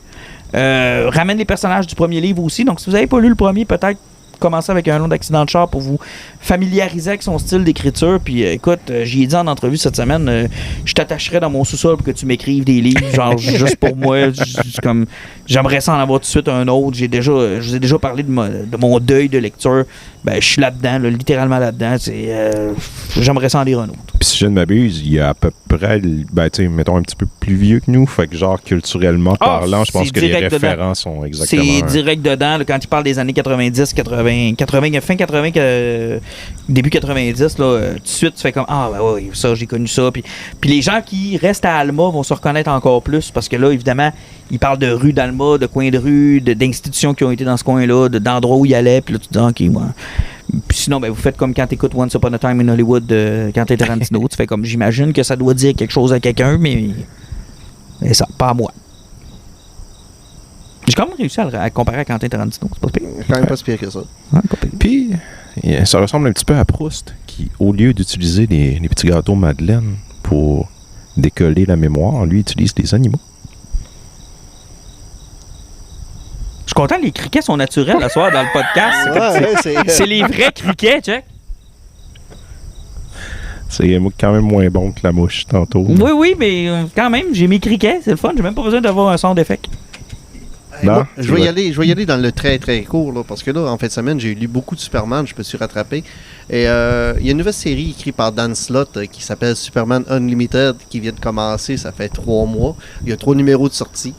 Dans le fond, dans le premier numéro, il y a une grosse planète qui est un astéroïde qui va s'écraser sur la Terre, il va détruire la planète au grand complet, puis elle est couverte comme d'une espèce de métaux là, qui est pratiquement indestructible. Batman Metal! Non, mais tu sais, en tout cas, puis ça, normalement, selon la Légion du futur, là, l'humanité n'est pas supposée tomber en contact avec ce métal-là avant le 30e siècle. Là. En tout cas, ben niaisant. Hey, parenthèse. Quoi? Moi, là, style de Légion, c'est les personnages que je déteste le plus au monde. Ouais, c'est la Légion des paradoxes, là. Je les déteste. Ouais, ils sont poches. J'ai haï. À toute fois que je les vois arriver à quelque part, je fais comme, j'aimerais pas ça. Ouais, mais en tout cas, on y va pas dans ces séries. Ok, parfait. Et là, Superman pète l'astéroïde, mais évidemment, c'est une grosse roche de kryptonite. Oups. Ça fait que là, Superman pète la kryptonite, puis il faut qu'il réussisse à l'empêcher de se rendre sur Terre pour trop tuer de monde. C'est que là, Blackout, Superman est supposé d'être mort. Superman est dans le coma 3 mois. Il se réveille. Il est dans Watchtower. On se rend compte que finalement, presque toute la kryptonite est tombée sur un pays du tiers-monde qui est devenu multimilliardaire, qui a réussi à monter une utopie en 3 mois grand complet avec des nouveaux buildings, des vaisseaux spatials qui volent, puis des gros canons. C'est comme tout se fait en 3 mois de nos jours. Ça. On attend l'autoroute, ça fait 120 ans qu'ils sont en train de la construire. Fantastic Four. Ça prend 15 ans à construire un pont, mais les autres, en 3 mois, là, ils ont fait une ville au grand complet ultra futuriste parce qu'il y a de la kryptonite qui est tombée. Et là, Superman fait comment j'ai fait pour survivre? Là, ils font comme Superman, il faut qu'on te montre quelque chose. Ils font refléter avec une lumière, puis il y a comme un reflet or dessus. Ils font comme tu as développé un nouveau super pouvoir, parce que ça fait trop longtemps que tu es sur Terre. Quand tu es trop attaqué par la kryptonite, ton corps devient en or. Tu utilises toute ton énergie solaire, puis tu redeviens humain pendant quelques minutes par après. Là, ils font comme. Là, tu fais comme. Oh non, ils ne reviennent pas avec le solaire flare de Grant Morrison. Là, ils font comme. C'est possiblement une mutation dérivée de ton solaire flare que tu as déjà eu. Tu fais comme. C'est déjà une idée pas bonne. Pourquoi vous allez réutiliser ça? Et c'est que là, on se ramasse avec un Superman qui est dans un univers où il y a de la kryptonite partout. C'est que tous les criminels ont des guns de kryptonite. C'est que le monde tire dessus. Il devient en or. Il en devient humain après. Puis la seule fois qu'il l'a fait en public, ben il y a une fille qui se filmait sur cellulaire, elle fait comme « Chris, Superman vient de manger une roche en arrière de la tête, puis ça y a fait mal. » Ça veut dire qu'il en devient humain après d'être or? Bon, on dirait Mario Bros. Ça a pas l'air. Sérieusement, c'est parce que Dan Slott qui a écrit du Spider-Man, qui a écrit du Marvel, c'est pas un auteur c'est pas un 2 de pique, là, mais tu fais comme pourquoi retomber là-dedans, hein? Puis tu sais, c'est parce que t'as pratiquement l'impression que c'est un Elseworlds. Pourquoi leur donner un nouveau pouvoir de même? Parce que c'est même pas un Elseworlds, là. C'est officiel. Ah, c'est officiel, là, d'une certaine façon. Je suis convaincu qu'ils l'utiliseront pas dans les autres séries, là, parce que, tu sais, Unlimited, des fois, c'est comme à part, parce qu'il y a une nouvelle série de Supergirl qui est écrite par Campbell, qui a fait les Turtles. Oui. Sophie Campbell. Sophie Campbell, elle a fait référence à cet événement-là, mais les autres séries que j'ai lues, ils n'en ont pas encore parlé, parce que les autres, ça va tout sur KO. Parce qu'il ne faut pas se cacher, des fois, Unlimited, c'est vraiment du Elseworlds. Okay. Ça fait que qu'est-ce qu'ils vont se passer avec ça, j'en ai aucune idée. Mais j'ai tellement trouvé l'idée mauvaise, là. Oh mon Dieu, c'est donc bien triste. Ah, mais Chris, parce que, tu sais, le solaire flare, c'est même pas bon à l'époque. Ouais. Mais, puis je pense tu l'as déjà évoqué, là, c'est... Superman, il est tellement puissant, comment tu fais pour y créer des problèmes? Ça revient tout le temps. Il faut y enlever. Il faut trouver une manière d'enlever ses pouvoirs. Ouais, exactement. Puis ça dure un certain temps. Puis c'est ça, là. OK. Jean-Nic? Je vais terminer avec un film qui est sorti l'année dernière, qui s'appelle The Substance. Ah, t'as-tu fini? Je l'ai pas vu encore. Ça vaut vraiment la peine. Je vais vous faire un résumé rapide. Mais il est dur à trouver, je trouve. Demi Moore joue une madame qui est une ancienne pin-up, si on veut. Elle avait une espèce de show télé où elle faisait des vidéos aérobiques. Elle était bien à la mode. Puis là, elle est rendue à un moment dans sa carrière où elle va se faire remplacer. Puis elle entend parler d'une substance qui pourrait lui redonner le meilleur de soi-même. Tout ce qu'elle a à faire, c'est se piquer avec ça. Pendant une semaine, elle devient une belle jeune femme comme elle était à l'époque, puis elle peut vivre le rêve, puis tout regagner ce qu'elle avait. Mais ça vient avec un coût. Il faut qu'elle s'occupe de son corps pendant cette semaine-là, puis il faut pas qu'elle brise les règles de la substance qui sont tu nourris ton corps et tu refais le switch après cette semaine. Mais bien sûr, ça va virer au vinaigre, elle va vouloir aller en chercher un peu plus. C'est un film avec... C'est assez huis clos. Ça se passe majoritairement dans son appart, puis dans la rue à côté et dans le studio où elle travaille. C'est du body horror vraiment dégueulasse et c'est Margaret Qualley qui interprète sa jeune version. Et tu sais, attachez-vous, là, les deux sont à poil pour 95% du film. Là. Soyez prêts. Excuse, Margaret Qualley est à poil? La moitié du film est Demi Moore. Mais à poil pour vrai ou à poil genre de dos? Non. Full frontal. Là. C'est, boobs inclus. Mais oui, les boobs. Puis, je veux dire, le film est à propos de ça. Puis c'est pas genre, il essaie de te le vendre comme ça. C'est la thématique du film, l'hypersexualisation. C'est un petit chef-d'œuvre et vous êtes pas prêts pour la finale complètement tordue. D'ailleurs, Margaret Qualley qui est partout, hein? Oui, elle est très up and coming présentement. Dans Happy Gilmore 2, il y a un autre film qui sort à l'écran bientôt avec elle. Elle fait des apparitions dans les galas, avec les influenceurs. Elle est vraiment genre... Et tu sais qu'elle est la fille de qui? Nope. Bon, je vais t'apprendre quelque chose sur Margaret Qualley. C'est la fille d'Andy McDowell. Oh my God. Là, tu le dis, pis c'est comme... Ben oui. Tu viens d'allumer, là, hein? La belle fille de... voyons, comment Le ça jour de la s'appelle? marmotte. Le jour de la marmotte. Avec Bill Murray et Andy McDowell. Ah, mais c'était pas celle-là qui jouait dans Multiplicité aussi avec Je Michael Keaton? pense que oui. Mais elle, là, très belle femme, début des années 90. Puis elle a rejoué récemment dans, Ready or Not. Oui. Elle fait la mère de cette famille de jeux-là tordus, là. Elle a des petits rôles aussi dans les films de Yorgos Lanthimos. Là. Exact.